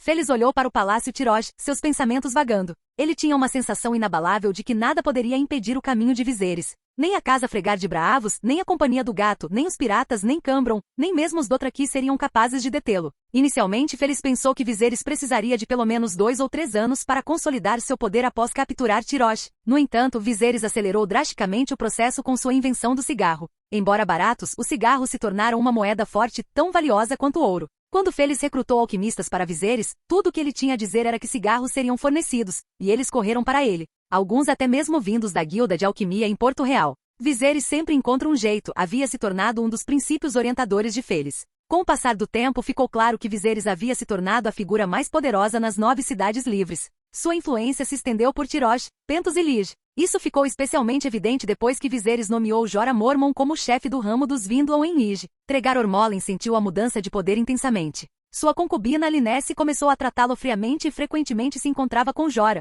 como se reacendesse seu relacionamento passado. Embora Tregar não ousasse expressar suas frustrações publicamente, ele silenciosamente começou a conspirar para diminuir a influência de Viserys. Em segredo, Tregar contatou a Golden Company, cujos negócios nas Disputed Lands haviam sofrido, e começou a formar uma aliança com MYR para se opor a Viserys. Em seu opulento navio particular, Tregar dispensou todos os servos, deixando apenas a si mesmo e outros 2. Um era Cassius de MYR, que havia desempenhado um papel fundamental no cerco de Tyrosh em nome de MYR. Cassius, aderindo ao princípio de use-o quanto quiser, desde então assumiu o comando de todos os assuntos relacionados a Tyrosh. O outro era Harry Strickland, um capitão-general da Golden Company. Strickland dificilmente parecia um guerreiro, sua cabeça redonda, orelhas grandes e cabelo ralo davam a ele mais a aparência de um burocrata do que de um comandante endurecido pela batalha. Como um oficial financeiro, ele era conhecido por sua abordagem cautelosa à guerra, sempre calculando o momento perfeito para se engajar. Mesmo na história original, Jon Connington tinha pouco respeito por Strickland, especialmente quando ele recuou ao perceber que poderia enfrentar Viserys. Se não fosse pelas recompensas substanciais oferecidas por Tregar e Cassius, Strickland provavelmente não teria se envolvido neste conflito. Agora que Viserys derrotou o com mais poderoso de Drogo e está pronto para começar uma guerra com os Dothraki, ele sem dúvida tentará consolidar seu poder ainda mais. Isso significa que provavelmente teremos que abrir mão de uma porção significativa de nossa força militar, e talvez até mais autoridade. Se quisermos manter nossa posição atual, precisamos impedi-lo de entrar em guerra com os Dothraki, Tregar observou, apontando a estratégia de Viserys com precisão. Mas o impacto de Viserys na região se estendeu muito além de questões militares. Ele já prejudicou os interesses de MYR sem nem mesmo ir à guerra, acrescentou Cassius. MYR, o centro do comércio de escravos nas terras disputadas, estava sentindo os efeitos das políticas de Viserys. Ao introduzir um imposto sobre escravos em Tirosh, Viserys aumentou o custo do uso de escravos, forçando os donos de escravos de Tirosh a contratar homens livres. Essa mudança reduziu significativamente a demanda por escravos em Tirosh. O desejo de derrubar Viserys era forte entre aqueles que sofreram sob suas políticas, mas essa ambição permaneceu um sonho distante. O porto de Tirosh ainda exibia milhares de cabeças ensanguentadas, um lembrete sombrio do governo inatacável de Viserys. Quanto à Golden Company, eles foram atingidos particularmente duramente. A existência da Confederação de Viserys havia cortado seus negócios pela metade. Grupos mercenários grandes e pequenos foram forçados a fechar suas operações em Tirosh. Não só não havia novos negócios, mas eles também estavam perdendo pessoal. Veteranos que antes teriam se juntado a grupos mercenários agora eram atraídos pelos Windom, que ofereciam uma compensação generosa. Até mesmo alguns membros da Golden Company, cujos contratos haviam expirado, optaram por se juntar aos Windom. Esse êxodo de talentos não afetou apenas a Golden Company. Quase metade dos líderes mercenários em Essos estavam xingando Viserys em particular. Mas quando viram as cabeças decepadas em exposição no porto, todos escolheram guardar suas queixas para si mesmos. Grupos mercenários não começariam um conflito com uma força tão formidável sem uma razão convincente, particularmente uma tão ferozmente capaz quanto a de Viserys. Um consenso rapidamente surgiu entre eles. Sob nenhuma circunstância Viserys e o Orcelord deveriam ser autorizados a lutar. Se Viserys vencesse, ele reivindicaria a parte do leão dos despojos. Se perdesse, todos eles sofreriam as consequências. Drogo não demonstrou interesse em se casar com sua irmã? Poderíamos oferecer a ele um dote generoso e remover o Orcelord como uma ameaça, sugeriu Cassius. Mas você sabe como os Targaryen são. Eles se casam com seus próprios irmãos, provavelmente para manter sua linhagem pura. Tregar rebateu. Sua linhagem é pura. Tregar rebateu. Deveríamos pelo menos tentar. Strickland interrompeu. Viserys está fixado em recuperar o trono de ferro, certo? O que é mais importante para ele? O trono de ferro ou sua irmã? Os dois homens trocaram olhares, suas expressões mostrando concordância hesitante. Tregar e Cassius esperavam neutralizar a iminente invasão Dothraki por meio da diplomacia, acreditando que isso poderia dar a eles vantagem sobre Viserys e prepará-los para o dia em que poderiam remover sua influência completamente. Viserys, no entanto, procurou usar a guerra para eliminar a ameaça Dothraki de uma vez por todas, consolidando ainda mais o poder de sua confederação. Talvez você devesse considerar uma aliança com os Dothraki? Strickland sugeriu, sua voz tingida de malícia. Você poderia abordar o Orcelord pessoalmente, sinalizando que não tem desejo de participar da guerra. Afinal, é comumente dito que um bom dia é um dia sem Viserys. A Golden Company estava de fato interessada em enfraquecer ou mesmo derrubar Viserys, totalmente ciente das origens do título irrisório, The Beggar King. Eles sabiam que se Viserys se tornasse forte o suficiente, ele poderia voltar sua ira contra eles. Portanto, eles não tinham intenção de vê-lo ascender ao poder sem ser desafiado. No entanto, todos os seus esquemas e bravatas evaporaram no momento em que Tregar, Cassius e Strickland desembarcaram e viram o espetáculo macabro que Viserys havia ordenado que fosse construído. A visão das imponentes pirâmides com cabeças humanas, cada uma com 3 metros de altura, os deixou sem palavras. Tregar, que tinha pouca experiência em guerra, ficou visivelmente abalado, enquanto até mesmo o endurecido Strickland empalideceu. O puro impacto visual da cena excedeu em muito qualquer coisa que eles ouviram em relatórios. Era como se pudessem sentir o cheiro de decomposição das cabeças Dothraki, embora, na realidade, elas tivessem sido salgadas para evitar qualquer odor. Em uma sala dentro do palácio de Tirosh, um servo ajudou Viserys e Daenerys a se prepararem para sua audiência. Dany, através de sua coruja, examinou o palácio de cima, seus pensamentos voltando para 2 anos e meio atrás. Ela se lembrou do nervosismo que sentiu quando pôs os olhos no magnífico palácio do Senhor do Mar pela primeira vez. Naquela época, Viserys e Dany eram apenas 2 entre muitos nobres esperando por uma audiência com o Sealord Ferrego. Agora, um salão inteiro de dignitários aguardava sua chegada. A mudança drástica em suas circunstâncias fez tudo parecer um sonho. Mas antes da reunião oficial, Viserys precisava ver Félix e os outros. Capítulo 218 – Aliança do Dragão. Naquele momento, em um salão secundário não muito longe do Salão do Trono, uma reunião do que poderia ser chamado de Círculo Interno de Viserys estava acontecendo. Entre os presentes estavam Connington e seu filho, Félix e sua irmã, Oit, Dick, Merise e Spider-Weber, que liderava o ramo Tirosh dos Vindriders como representante de Viserys. Cargo comandava a cavalaria Tirosh, enquanto o Geralt Negro e o Geralt de Dorso Vermelho supervisionavam a Fortaleza do Fogo do Dragão. Jorah liderava a divisão Lis do exército soprado pelo vento. Sem que eles soubessem, o poder de Viserys já havia começado a crescer. Pouco a pouco, ele e Dany haviam ascendido de um pequeno pátio que poderia ter sido facilmente arrombado para seu status atual como governantes das terras disputadas. Neste salão, no entanto, havia uma mulher com quem a maioria não estava familiarizada, mas sua beleza beirava o flerte, Shiera Seastar. Além de Félix, que a conhecera 2 vezes, ninguém mais a conhecia. Shiera parecia desinteressada em fazer amigos, sentada calmamente no canto com um grande livro nas mãos, acompanhada por uma empregada. Agora mesmo, Tirosh tem uma força combinada de cerca de 20.000 homens, e se você adicionar os Vindon a isso, são pouco mais de 30.000. Se fosse eu, definitivamente não entraria em guerra com aqueles Dothraki, disse Dick, que estava envolvido em uma discussão com Jorah. Sim, mesmo que haja 30.000 cavaleiros com a vantagem das armas, eles podem derrotar os Dothraki, concordou Young Connington. Todos os presentes entenderam a intenção estratégica de Viserys, derrotar os Dothraki, tornar-se o mestre do reino das 4 filhas e abrir caminho para recuperar o trono de ferro. No entanto, dos 30.000 homens, menos de 5.000 eram de cavalaria. Se eles lutassem contra os Dothraki, a infantaria e os arqueiros desempenhariam um papel muito limitado. Isso não quer dizer que a infantaria e os arqueiros eram ineficazes, mas depois que os Dothraki sofreram em Qoor, seu estilo de combate evoluiu. Eles corriam se não pudessem vencer, superando facilmente a infantaria com pouca mobilidade. Era preciso entender que, além de Vais Dothrak, os Dothraki não tinham alvos que valessem a pena. A cidade em si era completamente estéril. Você não podia simplesmente marchar seu exército até lá e esperar que eles pastassem na grama. A distância de Tirosh até Vais Dothrak era imensa, quase equivalente a marchar de Dorne da Casa Martela até Riverrun da Casa Frey. A linha de suprimento sozinha seria o suficiente para quebrar qualquer um.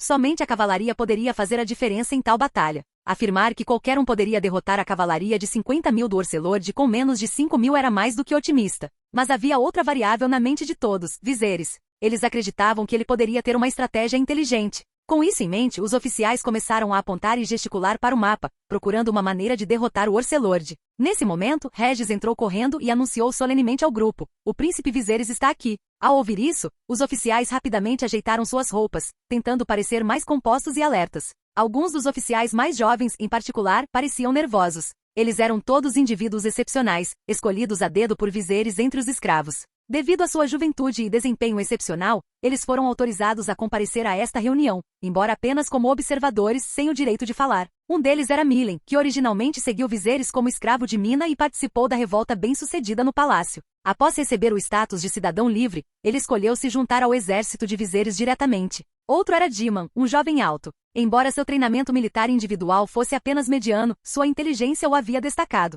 Ele havia subido rapidamente na hierarquia e agora liderava 100 soldados após passar pelos requisitos de recrutamento. Além desses dois, havia outros 5 jovens, todos com cerca de 18 ou 19 anos, com origens semelhantes. Logo Viserys entrou no salão com Dany, e todos se curvaram diante deles. "Príncipe." As vozes da multidão se misturaram, expressando sua prontidão para servir ao seu comando. Todos, exceto Shiera, se curvaram, mas Viserys não pareceu se importar. Afinal, quem poderia culpá-lo por mostrar deferência a alguém de seu status? Viserys sentou-se à cabeceira da mesa, sinalizando para que todos se sentassem e começassem a discussão. "Comandante, quantos cavaleiros Pentos tem agora?" Viserys perguntou, dirigindo-se a Oit pelo seu antigo título, embora Oit agora fosse o príncipe de Pentos. Oit respondeu com um toque de desamparo: "A menos de 1.000, e apenas 300 deles foram treinados por menos de 3 meses. Viserys assentiu em compreensão. Leva de vários meses a 1 ano para treinar um cavaleiro competente, e atingir proficiência tanto em arco e flecha quanto em equitação levaria de 2 a 3 anos, se não de 3 a 5. Em outras palavras, Pentos poderia atualmente fornecer apenas 500 a 600 cavaleiros totalmente treinados.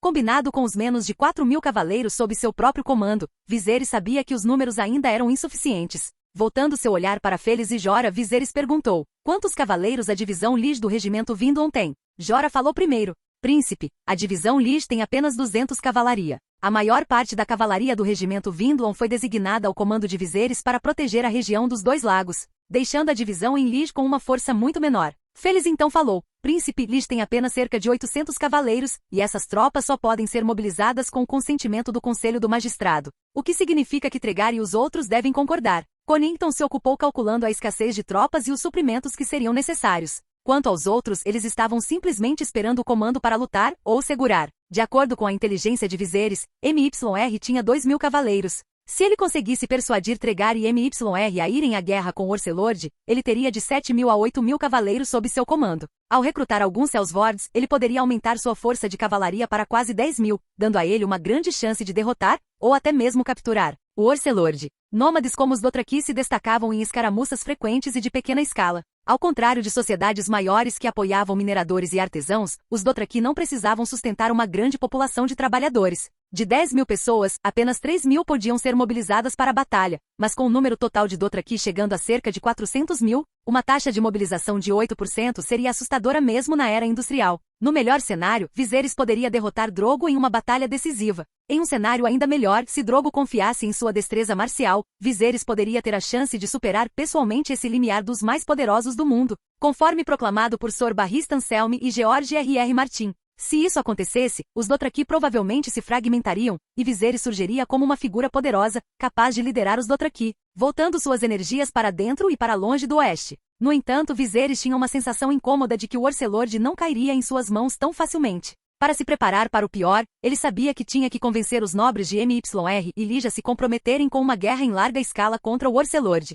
Viserys então sinalizou para os jovens oficiais que estavam ouvindo saírem do salão, mantendo apenas os membros principais. Ele apontou na direção de Shiera e disse: "Permita-me apresentá-la. Esta é Shiera Seastar, filha de Aegon IV." Os participantes restantes estavam bem informados e familiarizados com Aegon IV e seus nobres bastardos. No entanto, as palavras de Viserys eram difíceis de acreditar. Como alguém de mais de 100 anos atrás ainda poderia estar vivo e parecer tão jovem? Connington e Félix trocaram olhares inquietos, seus pensamentos cheios de descrença. Félix, em particular, tinha abrigado algumas fantasias românticas sobre essa bela mulher com olhos desiguais, mas a percepção de que ela tinha vivido por mais de um século lhe causou arrepios na espinha. Os outros também abandonaram rapidamente quaisquer pensamentos inapropriados. Shiera, no entanto, parecia completamente indiferente aos olhares deles. Para ela, eles eram apenas crianças. Shiera se levantou e se dirigiu ao grupo. "O príncipe Viserys me pediu para lembrá-los de algo importante." A sala ficou em silêncio enquanto todos ouviam atentamente o ser antigo que Viserys havia garantido. "Vocês todos viram o cometa vermelho. Ele anuncia não apenas o retorno da magia, mas também a aparição do Salvador." O olhar de Shiera se voltou para Viserys e Dany. O significado de suas palavras não passou despercebido pelas mentes afiadas presentes. "Quem é o Salvador?" Regis perguntou abruptamente, mas Shiera preferiu ignorar a pergunta. "O que eu quero te dizer é que a longa noite é real, assim como os caminhantes brancos. Ambos estão claramente documentados nas lendas passadas através dos tempos e nos livros antigos de Valíria. No entanto, nem todos escolherão seguir o Salvador. Já que você fez sua escolha, você também deve estar preparado para encarar a morte nas mãos dos lacaios da escuridão." Um arrepio percorreu a espinha de todos com suas palavras. "Salvador? Minions da escuridão? Agora passarei a magia que dominei para cada um de vocês. Vocês devem se esforçar para ganhar um certo nível de proficiência dentro de 6 meses a 1 ano." Shiera continuou, seu tom frio e distante. Sua maneira era tão enigmática quanto suas palavras. Explicações não eram algo que ela se sentia inclinada a oferecer. A mente de Connington vagou para as velhas lendas da corte Targaryen, particularmente aquela sobre a mãe de Shiera, Serenei de Lige. A Aegon IV a chamava de Doce Serenei, mas para os outros, ela sempre pareceu distante e indiferente. Agora, ao ver Shiera, Connington podia ver claramente a semelhança, o mesmo ar frio e sobrenatural.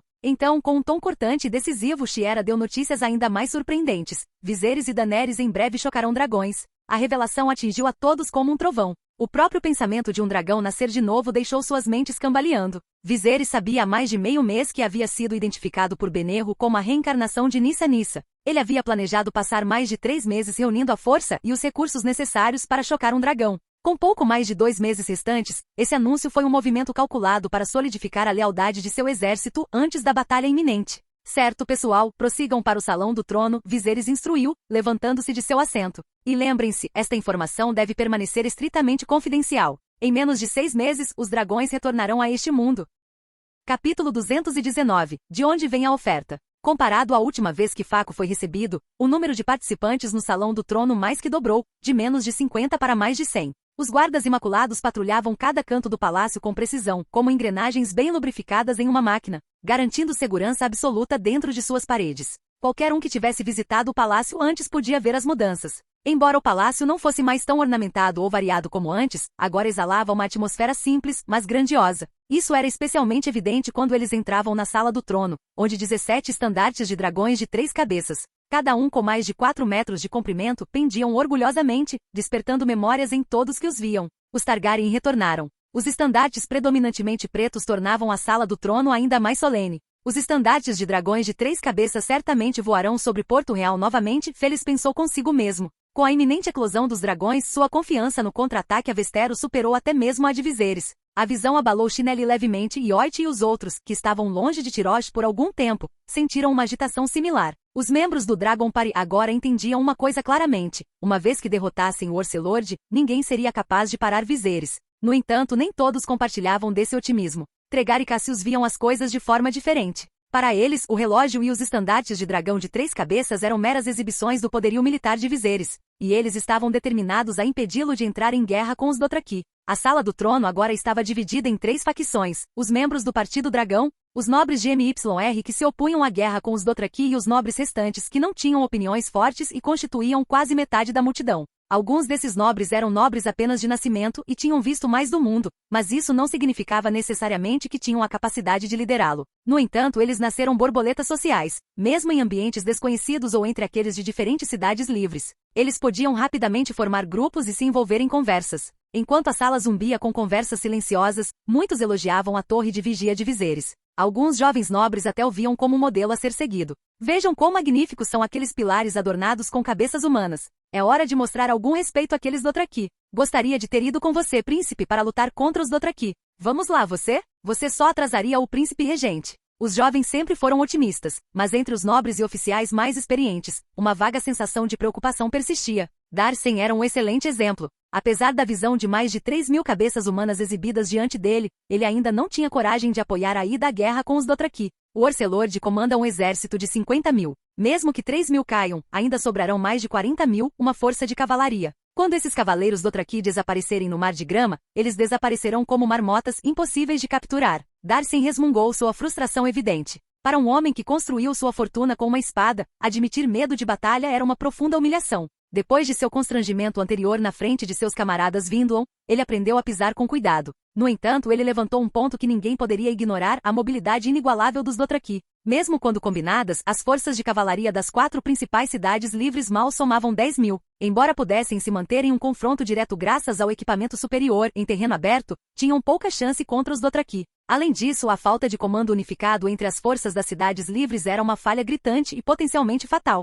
Mas agora não temos escolha a não ser lutar, um oficial murmurou. Aquele Drogo afirma ser o Shao mais forte, e depois de perder 3.000 homens, ele não o deixa descansar. Isso não é necessariamente verdade, Tregar interrompeu, chamando a atenção daqueles que estavam relutantes em lutar. Até onde eu sei, o objetivo principal de Khal Drogo era formar uma aliança com o príncipe Viserys, o regente, mas ele foi rejeitado. As palavras de Tregar sutilmente transferiram a culpa pelo conflito para Viserys, um movimento astuto que não passou despercebido pelos membros do Partido Dragão. Então o que você propõe, meu senhor? Perguntou Young Connington, o membro mais jovem do grupo do Dragão, incapaz de conter sua curiosidade. Claro, minha preocupação é com o bem-estar da Confederação. Se a guerra começar, inúmeros civis e soldados perecerão. A resposta de Tregar foi comedida, mas carregava um peso que ressoou com alguns na sala. O jovem Connington queria continuar argumentando, mas logo percebeu que suas habilidades oratórias não eram páreo para as de Tregar. Tregar continuou: meus amigos, se pudermos evitar a guerra pagando um pequeno preço, é um preço que vale a pena pagar para poupar tantos dos horrores da batalha. Por outro lado, se insistirmos em arrastar civis para um conflito, isso levará ao desastre.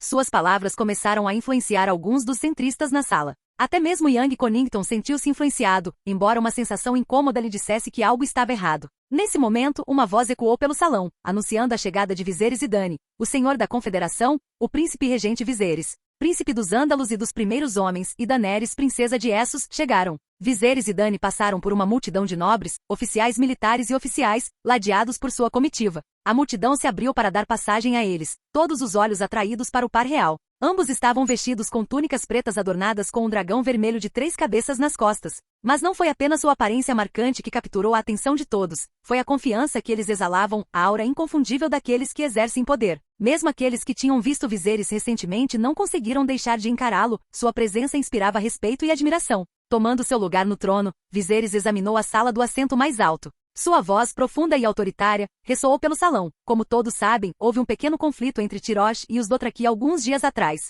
De acordo com as regras da Confederação, as 4 principais cidades devem se unir para lidar com a ameaça representada pelos Dothraki. Convido vocês a compartilhar suas opiniões. Feliz foi o primeiro a se levantar. Príncipe, acredito que devemos organizar um exército e trabalhar juntos para confrontar a invasão Dothraki. Ele declarou. Tregar não conseguiu reprimir um sorriso irônico. Para ele, a postura de Feliz era nada menos que traição. Dada a oportunidade, ele encontraria uma maneira de remover Feliz da estrutura de poder de Lige. Os Dothraki atormentam Pentos há anos. Nós pagamos a eles uma fortuna todo ano, mais do que o suficiente para financiar uma guerra. Oit acrescentou, claramente se alinhando com Viserys. Mas logo, vozes discordantes surgiram. Tregar trocou um olhar com Cassius antes de falar. Príncipe Viserys, ele começou, usando o título de Viserys para sutilmente implicar igualdade. Acredito que a confederação, em seu estado atual, não está equipada para entrar em guerra com os Dothraki. Tregar sabia que estava no território de Viserys e escolheu suas palavras cuidadosamente. Em vez de propor abertamente uma aliança de casamento com Dany ou oferecer um dote substancial, ele reiterou as preocupações que havia expressado anteriormente a Young Connington. Você já pensou na situação difícil dos plebeus? Tregar continuou, sua voz carregada de preocupação. Os cavalos Dothraki se movem como vento. Um fazendeiro trabalhando em seu campo pode ser repentinamente sequestrado ou massacrado por invasores Dothraki.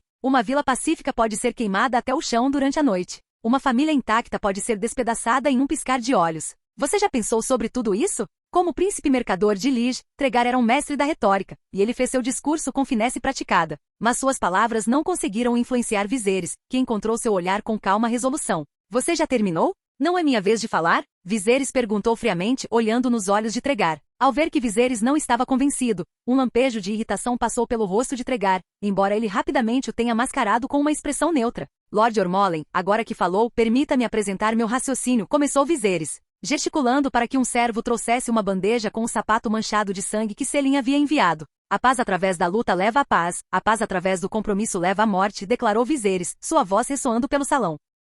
Eu pergunto a você, de onde vieram os presentes para Drogo todos esses anos? Dos nobres e cofres das cidades livres? E de onde vem esse dinheiro no final das contas? Do povo. Ele fez uma pausa, deixando suas palavras serem absorvidas. O que nossos nobres têm enviado não é apenas ouro ou bugigangas, é o suor e o sangue dos vendedores em nossas ruas e dos fazendeiros nos campos. É a força vital do nosso povo. O discurso apaixonado de Viserys tocou o coração de muitos na sala. Embora a maioria deles visse os plebeus como recursos, não diferentes de depósitos minerais ou rebanhos a serem administrados, a retórica aceita era que os nobres devem proteger e lutar pelos plebeus. Além disso, o ponto de Viserys sobre a gordura da terra e a riqueza do povo ressoou profundamente. A ideia de se comprometer infinitamente com os Dothraki, subornando-os para evitar conflitos, estava começando a parecer covardia para muitos. Isso é muito arriscado. Tregar protestou sem vontade de desistir. Você tem alguma ideia de quão vasto é o mar de grama? Uma vez que os Dothraki recuam para dentro dele, eles são como peixes no oceano, impossíveis de capturar. Nenhuma cidade livre pode arcar com o custo de uma expedição prolongada.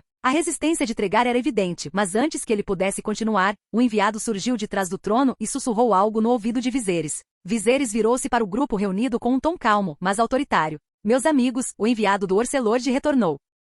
Capítulo 220. O desafio do Senhor dos Cavalos. Quando Coolo entrou no salão do trono, sua reação refletiu o espanto inicial de Faco. A visão dos estandartes de dragões de 3 cabeças pendurados nas paredes, ao lado das várias estátuas de deuses, era muito mais impressionante do que qualquer salão que ele já tinha visto. Os olhos de Coolo foram atraídos para 2 cavalos de bronze empinados entre as estátuas, quase como versões menores dos grandes corcéis de bronze que flanqueavam Viserys Targaryen. A pura magnificência das decorações fez Coolo sentir como se um peso invisível tivesse se acomodado sobre ele, fazendo com que até seus passos se tornassem mais leves. Os olhares dos nobres ao redor aumentavam a pressão que ele sentia, mas saber que estava representando Khal Drogo o fez endireitar os ombros e ficar de pé. Príncipe Viserys, eu sou Coolo, cavaleiro de sangue de Khal Drogo, ele anunciou. As figuras poderosas na sala eram bem versadas nos costumes Dothraki. Eles não só sabiam o que era um Bloodrider, mas alguns até reconheciam Coolo pessoalmente. Tregar, por exemplo, entendeu que a presença de Coolo significava que notícias importantes estavam por vir. Dado que Viserys havia dizimado milhares de Dothraki recentemente, Tregar suspeitou que o enviado poderia estar lá para declarar guerra. Os oficiais de Tyrosh, por outro lado, olhavam para Coolo com uma mistura de antecipação e excitação. Aqueles que lutaram ao lado de Viserys na aniquilação de Faco foram recompensados generosamente, e os Dothraki deixaram de ser uma ameaça temida para se tornarem tesouros ambulantes e bufões. Enquanto Coolo se curvava diante dele, Viserys falou, Lord Coolo, imagino como Khal Drogo considerou minha proposta. Ele aceitará meu desafio? Todos os olhos se voltaram para Coolo, esperando ansiosamente por sua resposta. Para homens como Tregar, Cassius e até Cambron, o desafio de Viserys seria vantajoso, não importando o resultado. Se Viserys perdesse, eles se livrariam de um oponente formidável, e Lige e MYR seriam poupados da ameaça de guerra. Os donos de escravos de Tyrosh poderiam retornar às suas antigas vidas de indulgência. Se Viserys vencesse, eles não teriam mais que pagar tributo ao Orcelord, e os negócios poderiam continuar como de costume. No entanto, a resposta de Coolo não foi o que eles esperavam. Khal Drogo selecionará alguns de seus guerreiros Dothraki para enfrentar seus homens. Se vencermos, o príncipe concordará com a proposta de casamento de Khal Drogo para sua irmã. Se perdermos, os Dothraki nunca cruzarão o Rhoyne. Viserys olhou para Dany sentada diante dele. Seu descontentamento era evidente, pois ela mal escondia seu desdém, recusando-se até mesmo a olhar para os Dothraki. A contraproposta de Drogo também havia interrompido o plano de Viserys de enfrentar o Orcelord em combate individual, levando-o a reavaliar a astúcia do chefe bárbaro. Viserys soltou uma risada fria e se dirigiu aos dignitários e enviados abaixo. Então, eles dizem que Khal Drogo é o Khal mais poderoso que já existiu. No entanto, depois que eu matei milhares de seu povo, ele não tem coragem de se vingar de mim. Em vez disso, ele envia seus guerreiros para morrer em seu lugar. Parece que os Dothraki são todos fanfarrões quando se trata de se gabar. Viserys sabia que a maneira mais eficaz de minar alguém era zombar abertamente na presença deles, e então amplificar o insulto ao se dirigir a outros ao redor. O impacto de tal humilhação aumentou exponencialmente. O salão irrompeu em gargalhadas implacáveis diante de sua provocação,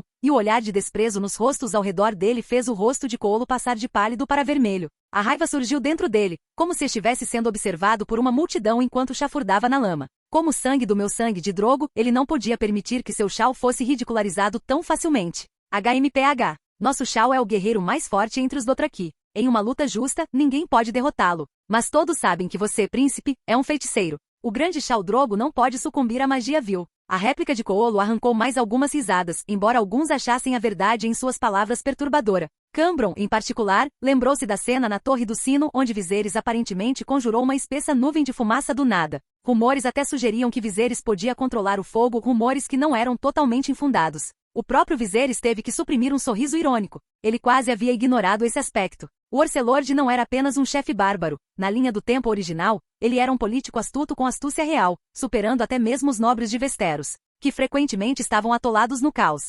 O tratamento de Viserys por Drogo na história original foi um movimento calculado, provocando-o na cidade sagrada dos Dothraki, forçando-o a perder a paciência e desembainhar sua espada, e então usando isso como justificativa para eliminá-lo. Foi uma estratégia brilhante, muito além do que alguns dos senhores de Westeros poderiam reunir. Felizmente, Viserys não depositou todas as suas esperanças nesse movimento. A chave ainda era garantir o apoio das outras cidades livres na guerra contra os Dothraki. Ao derrotar as forças dos Dothraki, ele poderia eliminar a ameaça do Great Grass Sea, garantindo uma retaguarda estável enquanto se preparava para lançar seu contra-ataque em Westeros. Entretanto, o que Coolo disse em seguida quase fez Viserys querer elogiar o Orcelord por sua astúcia mais uma vez. Khal Drogo disse que irá desafiá-lo para uma competição de arco e flecha e enviará outros guerreiros para competir em artes marciais e batalhas de cavalos. Drogo, ao que parecia, havia raciocinado que veneno ou feitiçaria exigiam proximidade para serem eficazes. O arco e flecha, no entanto, permitia que ele mantivesse uma distância segura, minimizando o risco. Como um Khal, Drogo estava confiante em suas habilidades com o arco, o que não apenas mostraria sua força, mas também reuniria seus guerreiros.